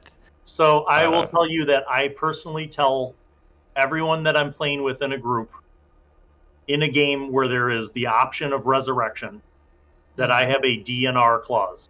Do not resurrect. If my character dies fair and square, do not resurrect me. That's how I roll. Isn't resurrection like a D&D thing where you could just pull in? Yeah, but a lot of games have that kind of option where your character can come back from the dead. I don't want that. Like if my character died fair and square, I'm dead. I'll make a new character. Because they can bring them back. This is personal preference. right? Yeah, And it's a you bring personal them back, preference. I would and if you're a I zombie, ran. or just you like take me off the ventilator. I'm done. Yeah, I'm dead. You know, I'm dead. that's Death is death. death is death, because okay. you lose something like Jon Snow. You lose something when you come back, or Well, not you know, necessarily. not the same If you're doing a person. true res, then no, unless you fiat it. As in, like, there are spells in D&D that you're correct, Ken, and the system punishes you. Like, there's different iterations. I'm sure, Bill, you can talk about this more, but like a I think resurrection, you lose a level or something. I feel like in 5e you could just get resurrected at like the local temple. Like it's character death in 5e is a joke. So this is what I would challenge you, assuming that I was DMing for you, or perhaps arbiting, because the GM is called an arbiter. I for like a very that. specific reason in Dreadlore. Because I they're would all challenge judgy. the fuck out of, like, you would absolutely be resurrected in the game. Someone would resurrect you. I'd make it happen. I wouldn't make it, but I would almost make it. And the Then reason is this. Then if your mechanics didn't already have it in place, I would roleplay that resurrected character as being deeply mentally and emotionally traumatized. Yes. Because you fucking died. Yeah. And now you're back, and that should be fucking with your head. I love it. I love it. And that is where Dreadlore would go. Because the idea is your character has experienced something, regardless of what it is. And so your character changes. If we're playing D&D, we would have to do it in a different way because the system doesn't work that way particularly. Specifically, if you're going old school, like Planescape, so second ed, you know, the idea of getting a true res, I mean, level 20, you're not going to get to level 20. Yeah. I mean, you're going to be sitting in the plains at like level 10, level 12, maybe, and you got to pull all of your money together to get one true res. You have that disenchantment. I don't know if you guys have watched Disenchantment at all. You have this moment of, do we raise the party member or do we buy the wizard all the spells they need? And, you know, we can live in Sigil for a while, or Sigil if you're a piece of shit and you want to call it that. Like, straight up, what do we do? The moral thing. Yeah. I love that. And then if they actually do raise you, it's like, what does that mean? Now you're a fucking paladin or something, you know? But I think you've just illustrated one of the big points, which is that it shouldn't just be respawning like in a video game. There should be a moral fucking quandary. There should be costs. There should be a mental and emotional toll. It's part of the story. If you're gonna play a role-playing game, fucking play it. Otherwise, just play a video game. Well, and to what Ken was saying, why was the Jon Snow thing? Why didn't it land, Ken? Oh, what, when he came back? Yeah. I mean, it was such a great, it was such a, like, it brought back the beginning, his dad, you know, just, he's dead, done, you know, that, and the story of being betrayed like that, you know, there are consequences, and that stuff is real. You know, him coming back, I feel like there was some loss, even though we are in that world. Yeah. There was loss of the fucking show. Yeah, well, and there's truth to that. Like, the show fizzled out. I mean, did I care about seeing? I don't know, after any of it after that moment, I was kind of like out. Did you read the book? The show, I read the audiobook. Yeah, I mean that works. So in the books, here's a big old fucking spoiler for anyone who hasn't read the books. Like, hit mute real quick. 3, 2, 1. Okay. In the show, which you guys probably know, they don't show you. They cut out Lady Stoneheart, who is resurrected and is absolutely terrifying this person. So the spoiler, that's all you guys get, assuming that you haven't read the books for Game of Thrones. Oh my god. It's Catelyn Stark. So when she's murdered from the Red Wedding, they fucking raise her ass. It's just that it's been like 3 or 4 days or something. And it's not the Red Wizard. I forgot the guy's name. Do you know what his name is?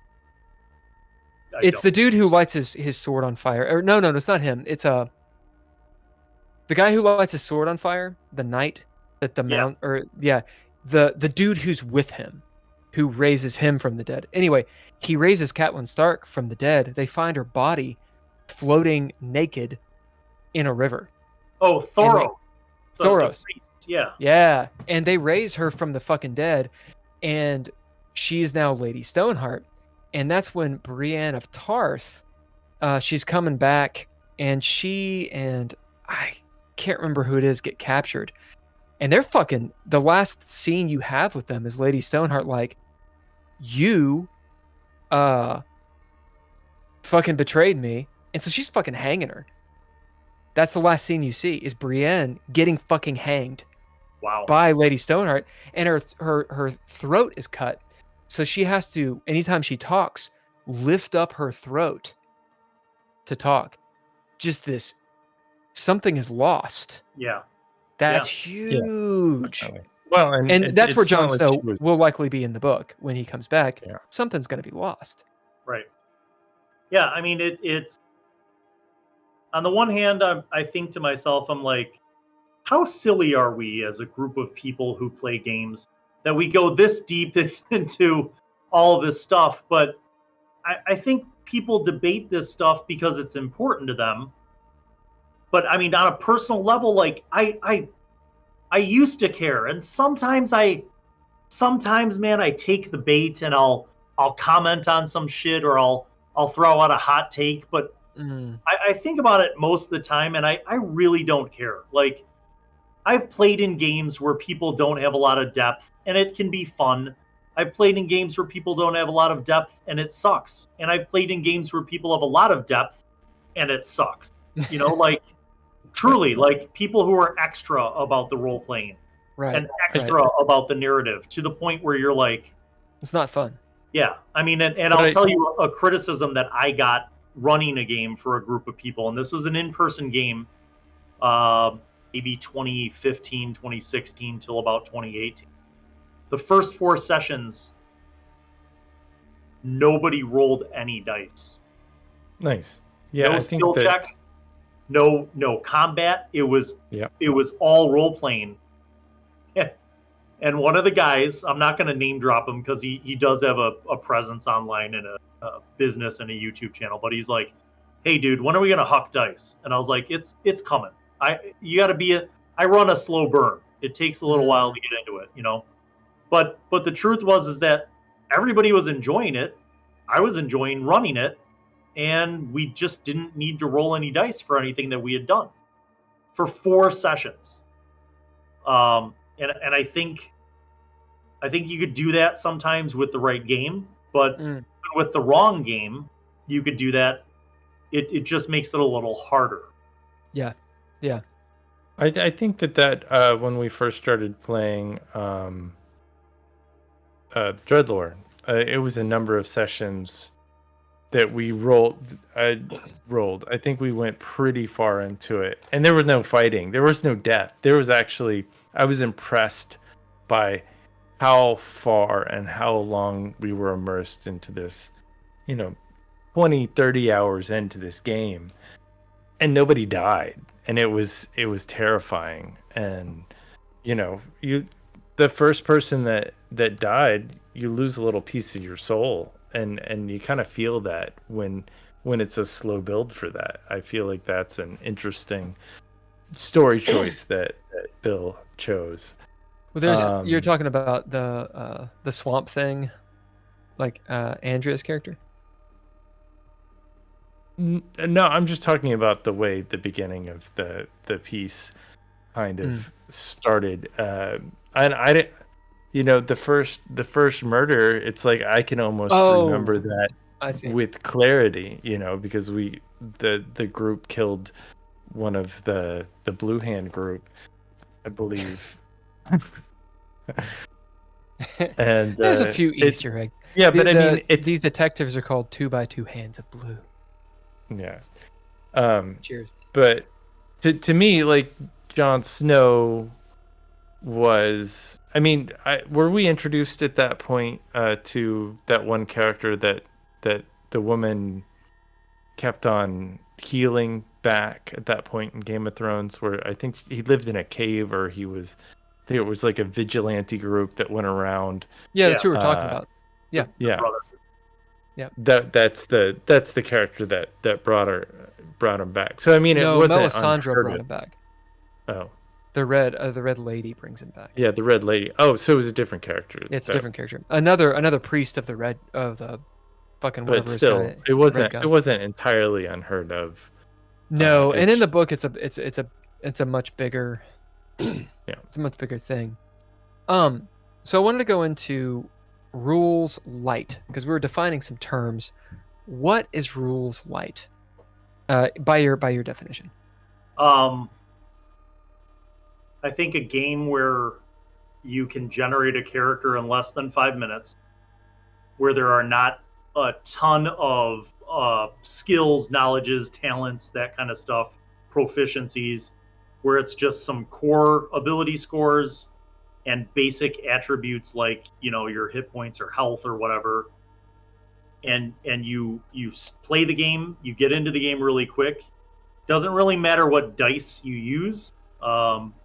I've seen rules light games that are just a D6, some that are pools, some that are D20, with a very basic mechanical system that usually tends to lean towards binary success. So you either succeed or fail, right? And I think the other thing too is like rules light tends to be a small book or a PDF, something that's like 50 pages or less. People have a big old hard on over it. Right. And there are people like, okay, Professor DM, of Dungeon Craft, huge channel. Yeah, he won't review my game, and I'm a little bit mad about it. Oh.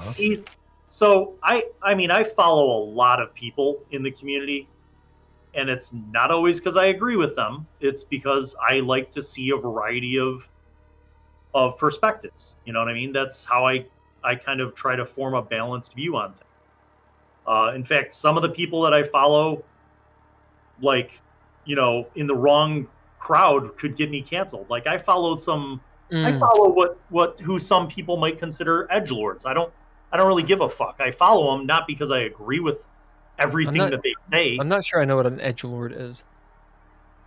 Yeah, you're definitely outside of my geekdom status. What's an edgelord? So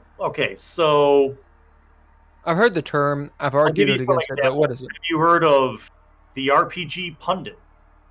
Nope. Casimir Plant. Okay. Grim Jim. So there's a bunch of people, and a lot of them are in the OSR, and they tend to be. They're very anti safety tools, because we're not on Twitch. They're incels basically. Yeah, some of them have that vibe, right? So, like, they're the kind of people who are like they're trying really hard to seem badass. And they're the Tyler Durden special, according to. Yeah, but in a geek sort of way. Yeah. But I follow a lot of these people because a lot of them present very interesting thoughts or opinions on things that give me food for thought, and it doesn't mean that I agree with them, But like I feel like in this current culture with social media, like you could get canceled for following someone who is a bad person. Which an echo right? I fundamentally disagree with. Like, I've discovered people on Twitter who I see in other threads of people I follow, and then I'm like, oh, that's curious, and I go to click on them, and I find out I'm blocked by them, and I'm like, I don't even know who that person is. Like, why would I be blocked by them? I don't consider myself particularly edgy. I'm basically like a middle-aged dad who's a nerd. So, But whatever. So I think that a lot of people bag on rules light because it's too simplistic. Or even in my own case, and again, I've never claimed that I'm always right. Sometimes I say things and then I end up retracting them because I've learned new information. And I feel like that is what a reasoning, logical person should do. No, you should always be right. I have a big enough ego as it is. But you know, I mean, like I bagged on rules light because, in my opinion, I was like, I just don't see how rules light games can lead to a long running campaign with a lot of immersion and a lot of depth. I just didn't feel like the lack of system and the lack of mechanics could facilitate a long running campaign. And I was corrected by a lot of people who brought up a lot of good points. So it made me I think, completely agree with you, and I disagree with them. So convince me, please. well, it's not so much convince as it is just the recognition that, and this is something that I figured out post White Wolf, you know, somewhere in the 90s. And I'm going to preface it by saying that I don't want you to assume that I'm an egotistical prick. No disclaimers, sir. Go. Okay. Because it comes off as kind of prickish, but Good. I truly believe, maybe I'm self-deluded, but I truly believe that I'm capable of running the best game that you've ever played without even using dice if I needed to. And I've tested this theory. Here's a question. In Let the me 90s, interject. I came up... Okay. Let me interject. Could you run... Would you agree or disagree with this statement? Horror genre is one of the hardest to run. You mean for normal people? Anyone in general. Anyone. I mean, obviously there's exceptions to the rules. I would say it's harder than a lot of other genres. Okay. Horror is difficult. It is. Because Could you run... For horror to be effective, even as a book or a movie, you have to push people's button. That's the whole point. Could you run a horror game, a successful horror game, using the Monopoly rules? It is a horror game. Come on. There's no winning the Monopoly. It's literally a horror game. The way it's played, it's made. The Monopoly is made for people to go bankrupt. That's the goal. That game is one of the reasons why my wife doesn't like to play games. Yeah. Could you run? Can I go back just before that question? I actually do. I do actually want an answer to that question. Yeah, the answer is yes. I could. I came up with a game system in the 90s called Infinity: the almost diceless role-playing game, wherein the only rule was anytime you adjudicate anything, it should be done through a conversation, and if you can't agree between the player and the GM, you roll 1d10. And if they roll a 6 or higher, they succeed. That was it. Everything else was just a conversation. And we played it and it worked. Was it amazing? No. But the point is that, like, I kind of think that even with a system that's broken, that has a lot of flaws, you can run a good game if you know how to work around. Write it down, put a setting on it, slap rules light, and make some fucking money. Ken, what were you saying? Oh, I was just saying that a suspense horror is literally the hardest film to make.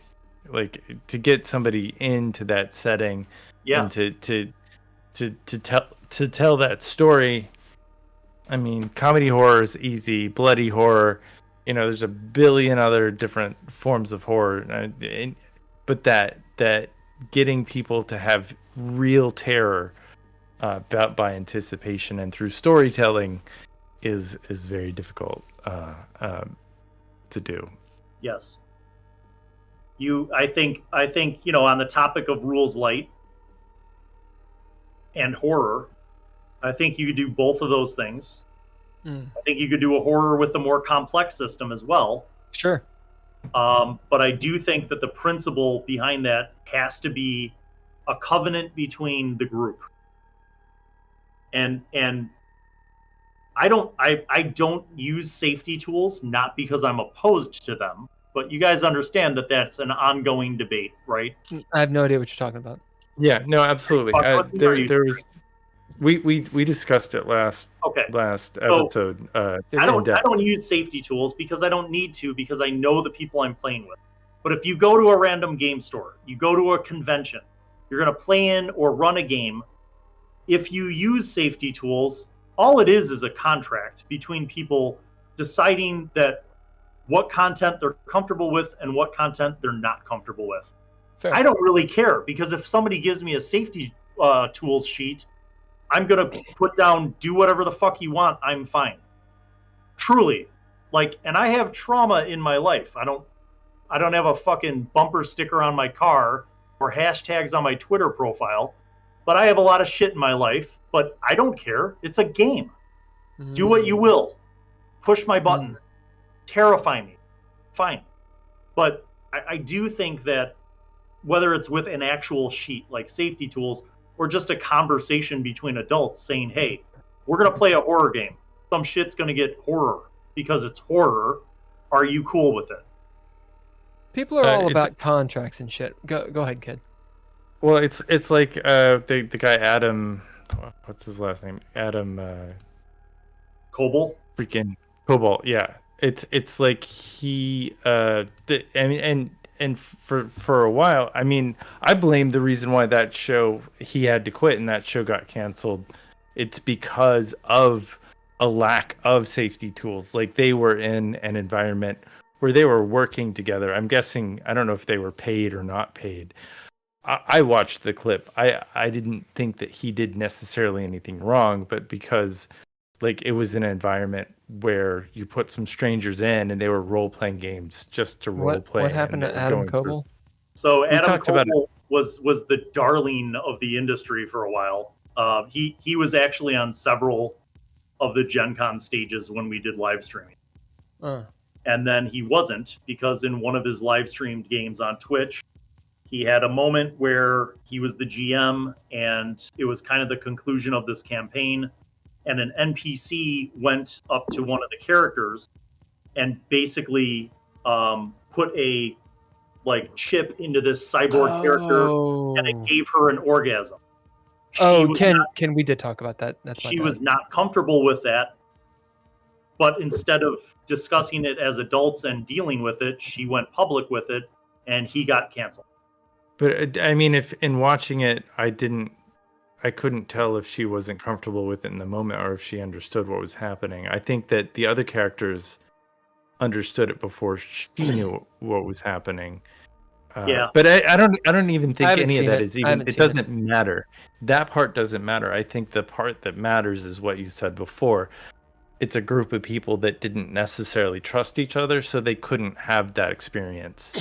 Right. So it's unfortunate. But to be clear, it wasn't a pickup game. This was the same cast of people playing in the game, so they knew each other. So but apparently they didn't trust each other, and I think that's a good point that you make. Did she self-destruct the game? Yeah, she blew him up and the game. Did she become more popular? They're done. No, they're all done. No, that's it was just a bad business move on her part. I mean, she attracted the people who like to commiserate, and I haven't seen it, so I don't know. What I can say is this: in my own whatever, we have 87 followers on YouTube. Okay, so we're kind of a deal. Yeah. Anyway, way before that, when we had 20 subscribers on YouTube or Twitch or whatever the fuck it's called, I was running a D&D game called Richmond Fae. It was in the Planescape arena. And it's unfortunate Andrea's not here because it has to do specifically with her. And also Drizzle, who's another cast member who jumps in every so often. Has to do with him too. Not me. I was not around. Nah, well, you were around, you just weren't in the game. Nope, because I was. The point is this. In the storyline, there was a moment, we'll talk about Drizzle for a second, since he's not here. There's a moment where his character, a guy named Poe Papillion, who's a halfling trickster kind of dude. Was he a halfling? I think he was a halfling. He wasn't a gnome. He was a halfling. Had created sort of a friendship, a relationship with this other character, an NPC. And the NPC was a warlock, and so they have like a dark, sordid past as it is. Named Melilel. That's her name, Mel. And as it turns out, Melilel was a lot older than Poe, but they had like almost a familial. Was it like, what was their connection? Was it something loving? Yes. Was it intimate or not? It was yet to be determined what that relationship was going to be. But the point is, Poe he loved this character, and Melilel was in love with Poe, right? Okay.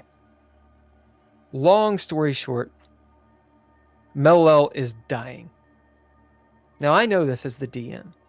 She's going down because she's done the magic she's not supposed to do because of her Warlock Pact bullshit to save Poe, etc. No one knows it. She goes up into the room to fucking die, right? Of course, out of game, the players know what's going on, but in game, they don't. And it's a really good group of characters, so they're finding ways to find out. Really big moment. Session ends. Cliffhanger. What's going to happen? Within that week, one of Drizzle's family members actually dies. A female. I won't talk too much about it, but someone actually dies in his family who he's very close to. And I have this moral problem, right? What to do? Like, Drizzle's one of my best friends, but what do you do? Because now you're in the D&D space. Now you're in the gaming space. You're rolling dice, success, failure, all these things. Is there a point where you're getting sadistic? Right? What do you think? Yeah, I mean, that's a situational decision, and I guess it comes down to the depth of the relationship and the level of trust, and if you think the person can handle it. Well, I fucking killed her straight up, and this is how I did it. I was like, you go up there, and her goddamn soul's being eaten. Yeah. And she's basically that person. But I talked to Drizzle, and I said, look, are you okay? And this was, we went upstairs and everything, and we're both like drinking beer, and we talk. And it is this amazing moment where he's sitting there actually tearing up because his character is able to deal with the death. And as a person, he told me afterwards, he was like, in a kind of like what we were talking about earlier, it was a therapeutic moment. I was actually able to talk to this person. So there's a lot of trust there. Now, there's a way of not dealing with this, or there's a way of dealing with this in a very bad way as well. Yeah. A non-empathetic way. It sounds like maybe that's what happened. Yeah, to this Adam guy. I'll say that when we were kids, we did a lot of evil, shitty things to each other in the game that were just manifestations of boys vying for power, and you know what I mean? My friend group was fraught with all the drama that you would have with, groups of prepubescent and adolescent boys. Of course. And I mean, there were times where we were outright cruel. One of my buddies' favorite character, like his longest living D&D character, probably like 9th level, died. We stopped the game. The DM took his character sheet. We went outside and we made a funeral pyre and we burned his character sheet. And he was literally crying. Jesus. Why did we do that? like, you know what I mean? Because it mattered. It mattered between the group. That's the thing. It was evil, but it was also fucking. But it was hurtful to him. We didn't have the emotional maturity to, like, you know, realize what that meant. Oh, you weren't commiserating. You were like, fuck his character. We're burning that shit. Yeah. Well, because he was, you know, he was kind of an anti-hero. Like, the way he played his character was, you know, kind of a dick. And he was the guy who would, like, steal party treasure on the sly every time he could. And you know what I mean? So when Yemen finally died, we were like, yeah, fuck Yemen. And we burned him. Which, you know, I look back on that, I'm like, that's terrible. That was just no, that's perfect. That's perfect. But, you know, I mean, I just think that it's like any relationship dynamic and friend group. You know, if you're playing games, I think the best way to play games is with people that you feel like you have a rapport with, that you have relationships with, and that you have trust with. And if you can do that, yes, you can push buttons. You can, you know, take things to a deeper level. You can get more immersive. Yes. I don't think I would go that deep, though, if I was running games for strangers at a convention or a game store.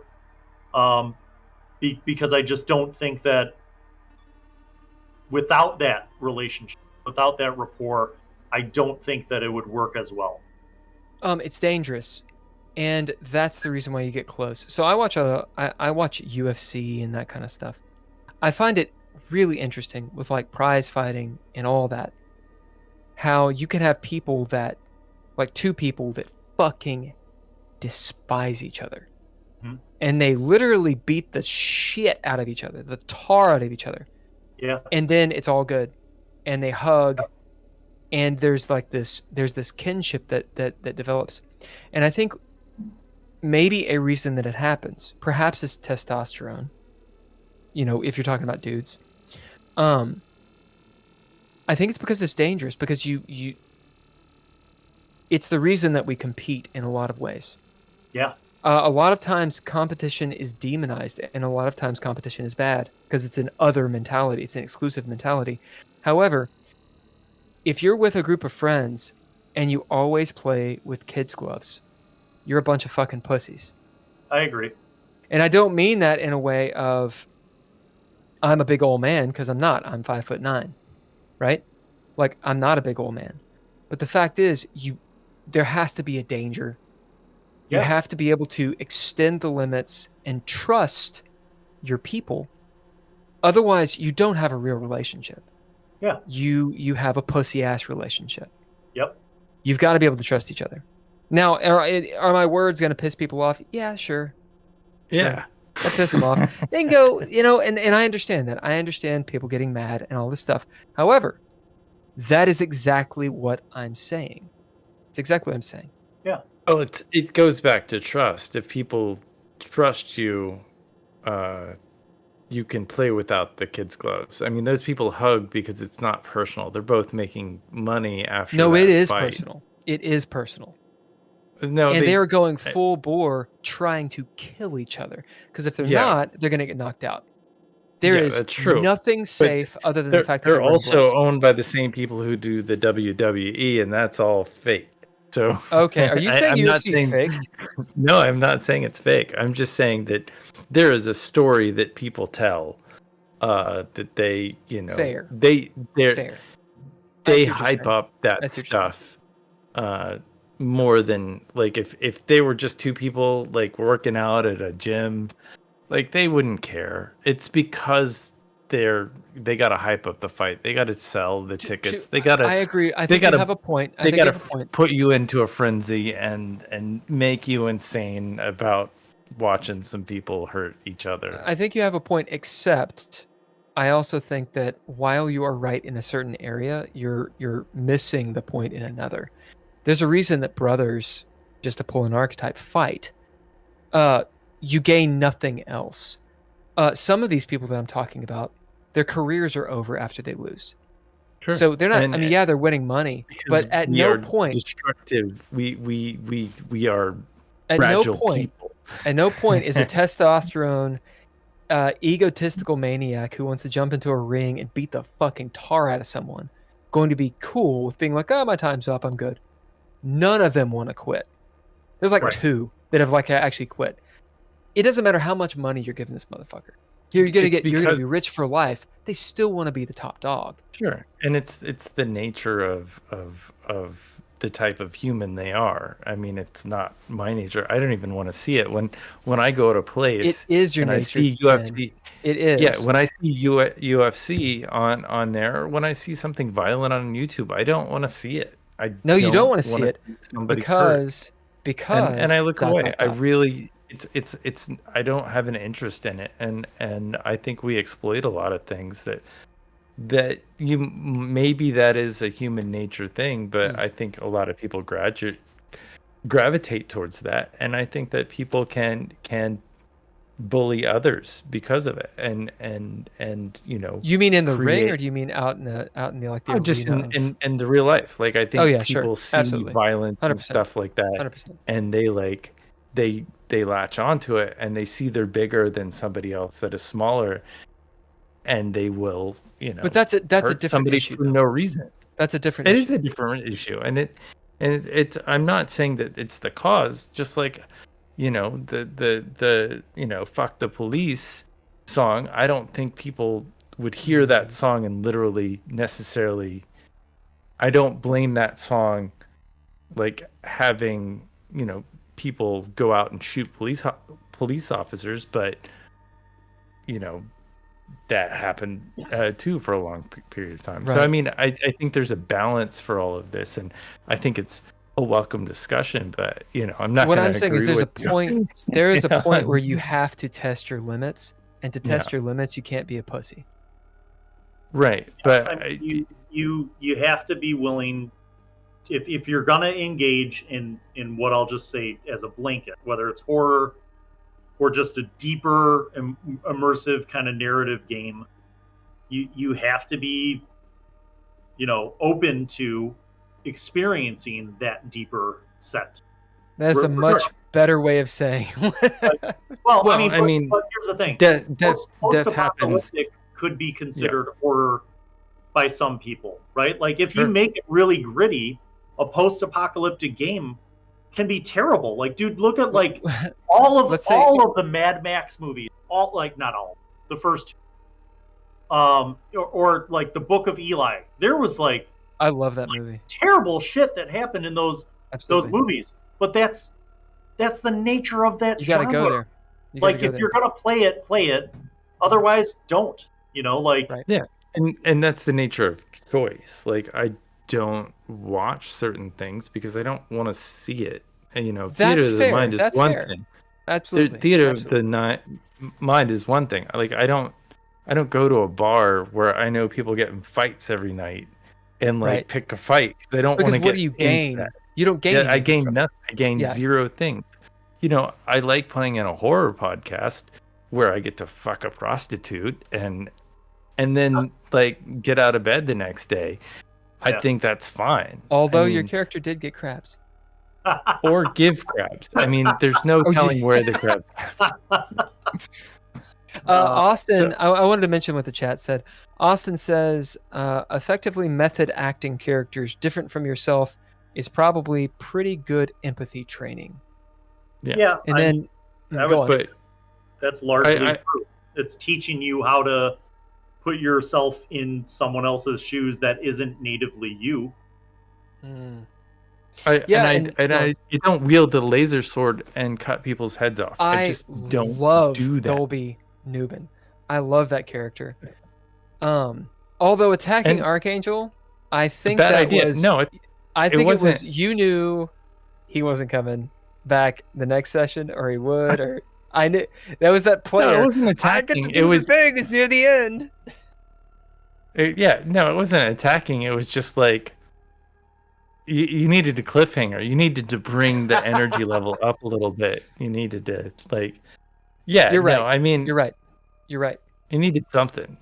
It's like, and we had a really good after hours that you like disappeared for a lot of that conversation. Well, my roommates. So my roommates' mom and sister are in town, and they were like, "Hey, we cooked you dinner," and I was like, "Fuck!" Yeah. Austin also says, after you've actually been in a fight with another man, you will have an instinctual understanding. Both of you know that you're willing to fight, and you know who will win. Uh-oh. Yeah. I'm No, talking I've about actual definitely had- fights he's had in his I've had actual fights with actual people many times in my life, and I hated it. Was terrible. It's always terrible. And like, do you learn something? Yeah. Don't get in a fight. That's what I learned. Like, I don't want to. It depends on the fight. You know, like UFC, it's like you said. I'll agree with you on this. At whether it's there's It hurts your hand. a stage or not, a staged idea of like the promotion, not the actual fight. There are rules. Sure. You know, these guys are fighting with rules. Like, you could die, but that's different than being on the street and fighting someone, and they pick up a metal pipe and hit you in the head. Yeah. There's a difference there. We're talking about two different things. So I mean, fighting is in real life is definitely To be not a avoided. good idea. Yeah. I mean, Avoid that at all costs. it's So we not a hit goal. rules light. Fucking drug lore. So the book is enormous. It's like 494 pages. Wow. Now granted, that's because They're it's pictures. a 7x10 book, whereas a D&D book is, I want to say 8.5 by 11. So that does change the page count. A D&D book, one of them, has around 300,000 words, which makes any edition, the core part of the edition, the 3 books, around 1 million words. So if you want the game of D&D, you got the monster manual. Even if you cut that out, fuck that. 600 to 700,000 words to play that fucking game. This is an edition of D&D, any of them.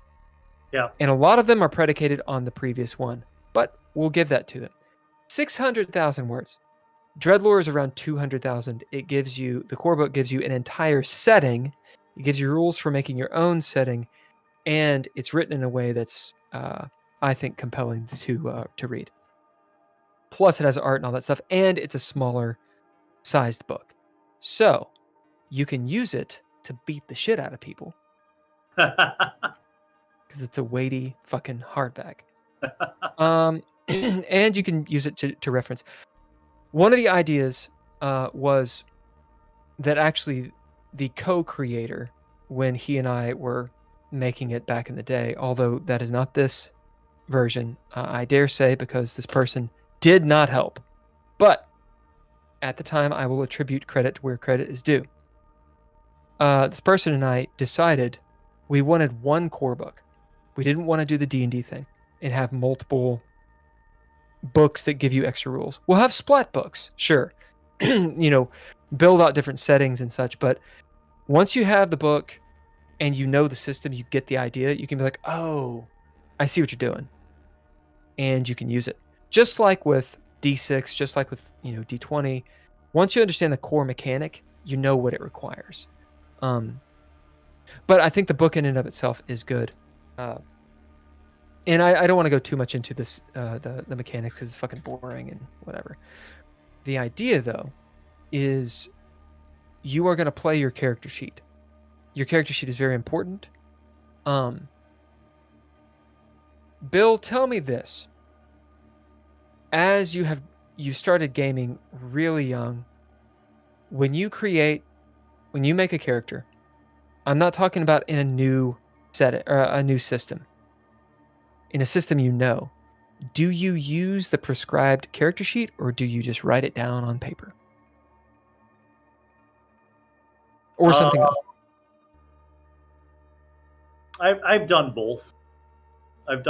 I think when I write it down on paper, I managed to fit everything onto one page, because I cut out a lot of the shit that doesn't matter, right? So if it's D&D, I write out my main stuff that I need and my equipment, and I'm done, and it all fits on one page in a notebook. But I have for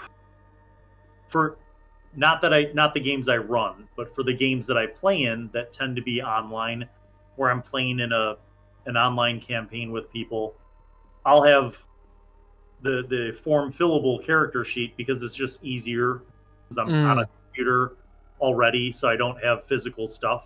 But I do think there's a difference between a tactile physical character sheet versus something that's on a screen. But I'm not that much of a purist where it matters. I noticed that when we were playtesting, even when we were playing other systems, my friends would write their character sheets. Like, there's always the one person who's like, I got my new tablet, and they throw down digital stuff. But most of my friend group, they write out their character sheets because they know the layout they want, they know how they want to do it, and all that stuff. Yeah, the reason I mentioned that, not using your the reason I mention it is this: in Dreadlore, the character sheet matters in so much as it's less about your numbers. So we were making one of the guest stars, or the last guest star, it was a guy named Archangel. He was a big supporter, one of the top tier supporters of the Kickstarter. And in making his character, he was asking, in the stats, there's four main stats called aspects. And they're a brawn, mind, grace, and wits, right? He was like, okay, and he's a big board gamer and video gamer. So he obviously said, I know who my character is, but how to proficiently build this character based on this system? What are the implications of putting a 4 rather than a 2? How is that going to fuck me, For example, in Vampire the Masquerade, I played a La Sombra, so you got Dominate. It was Dark Ages. And I chose to not power game, so I did not put my generation down to 8. I was like, it's cool, I'll just keep it at 10. And here's the problem with Dominate in old world. If you're a lower generation, literally that entire power does nothing. Yeah. So it's great on humans, but you can't dominate somebody who is older than you, basically. Exactly. Yeah. So, period, hands down, this power's done. And that's a huge fuck up on my part for the rest of the game. It became like a trope. So he was asking these questions, and I said, look, you make those choices based on what you think, which stats you think you're going to be using the most. Yeah. He said, cool, but mechanically, how does it affect things? And the way it mechanically affects things is very, very light.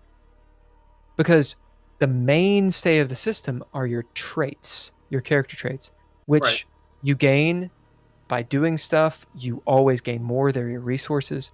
The traits are actually where the power is. And the reason for that is so that when I say, hey, Ken, what is Nord Zetterberg doing in this situation? He can look at his character sheet and say, well, I know as a player what I want to do.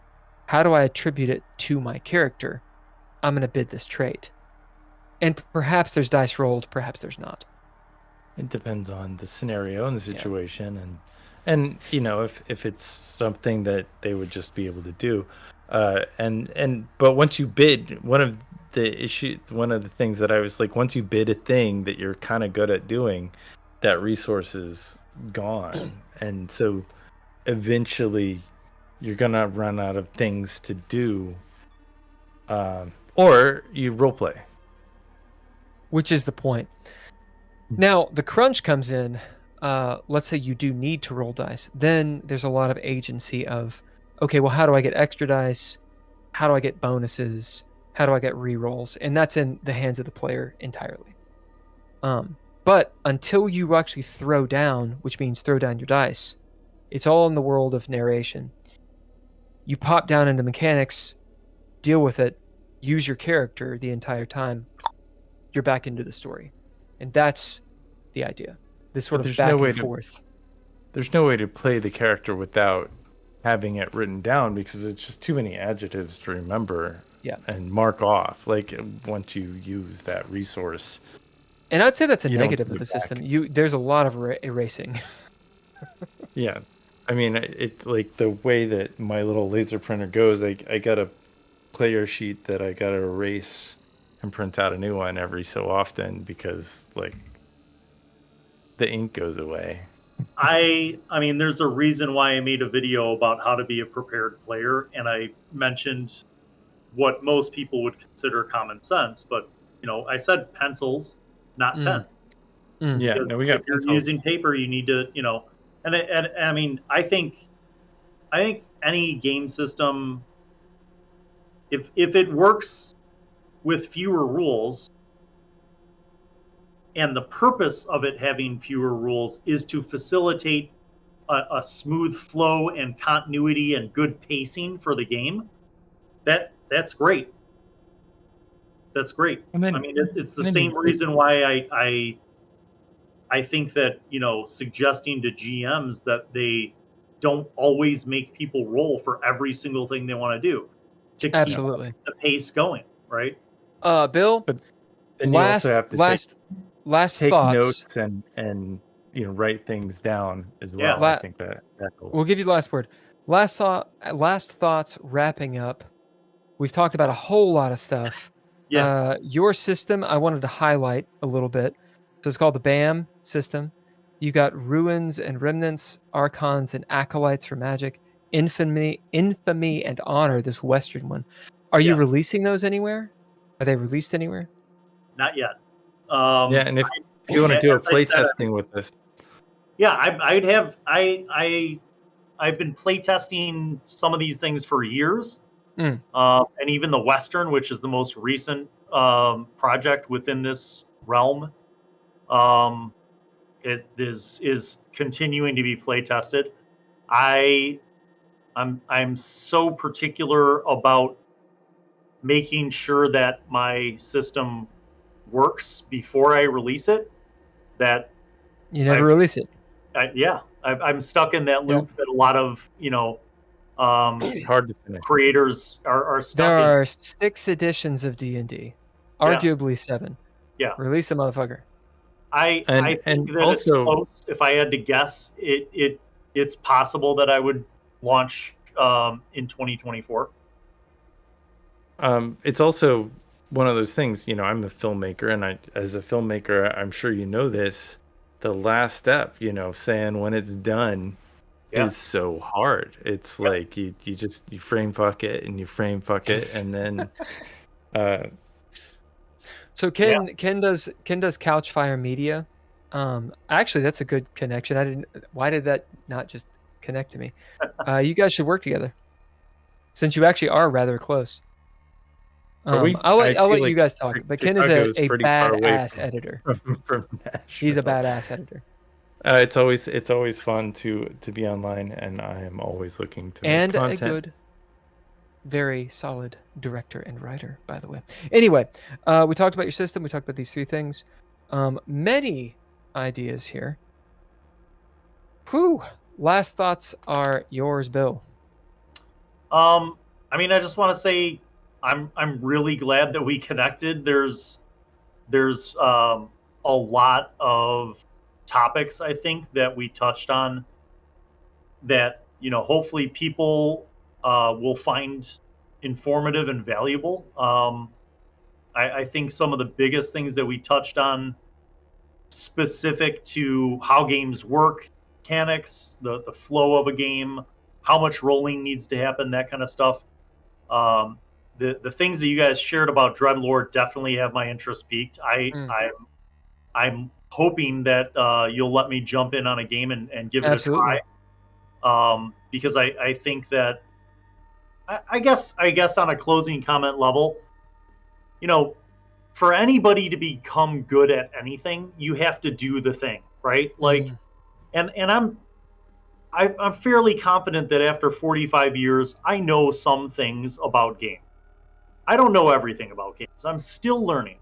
And I think that if you have an open mind and you're willing to try things and give it a shot or give it multiple shots, you can find a lot of beneficial things and a lot of great experiences.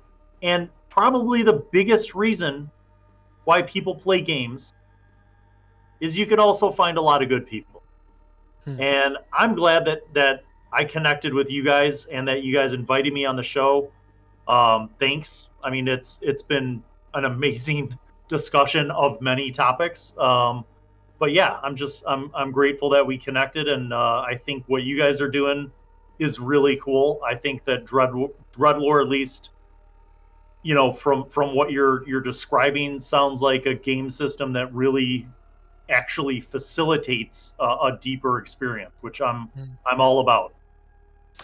Well, fucking A, man. We would love to have you back on, and we need to decide a Monday that you can jump on the Red Writ or Into Space, likely Into Space. That'd be awesome. You could actually try it, Dreadlore. Yeah, and absolutely. We might even have Ken run it. Oh my goodness. All right. It'd be something completely different if I ran it. Ken, you want to do the outro? Okay, I guess so. I can do that. You know, things. To the audience, thank you so much. Austin, thanks for jumping on. Of course. Bill,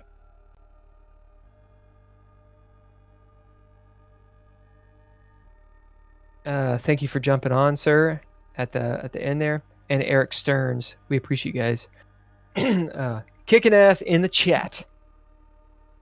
Yeah, and this has been the Geeky Gamer Podcast. Thanks to our Patreon members, Tim Roberts, Daniel Holker, and Nostalgic. Thanks for the art and media production, Couchfire Media, and thank you to Trois Reblay Productions for everything else. Whoever they are. Story, and all that stuff. And special thanks to our guest tonight, Bill Allan. Bill Allan. Who very, very cool. And Bill Allan. The notorious Bill. I look forward to hearing and talking more in the future. Everybody, good night, y'all. Bye.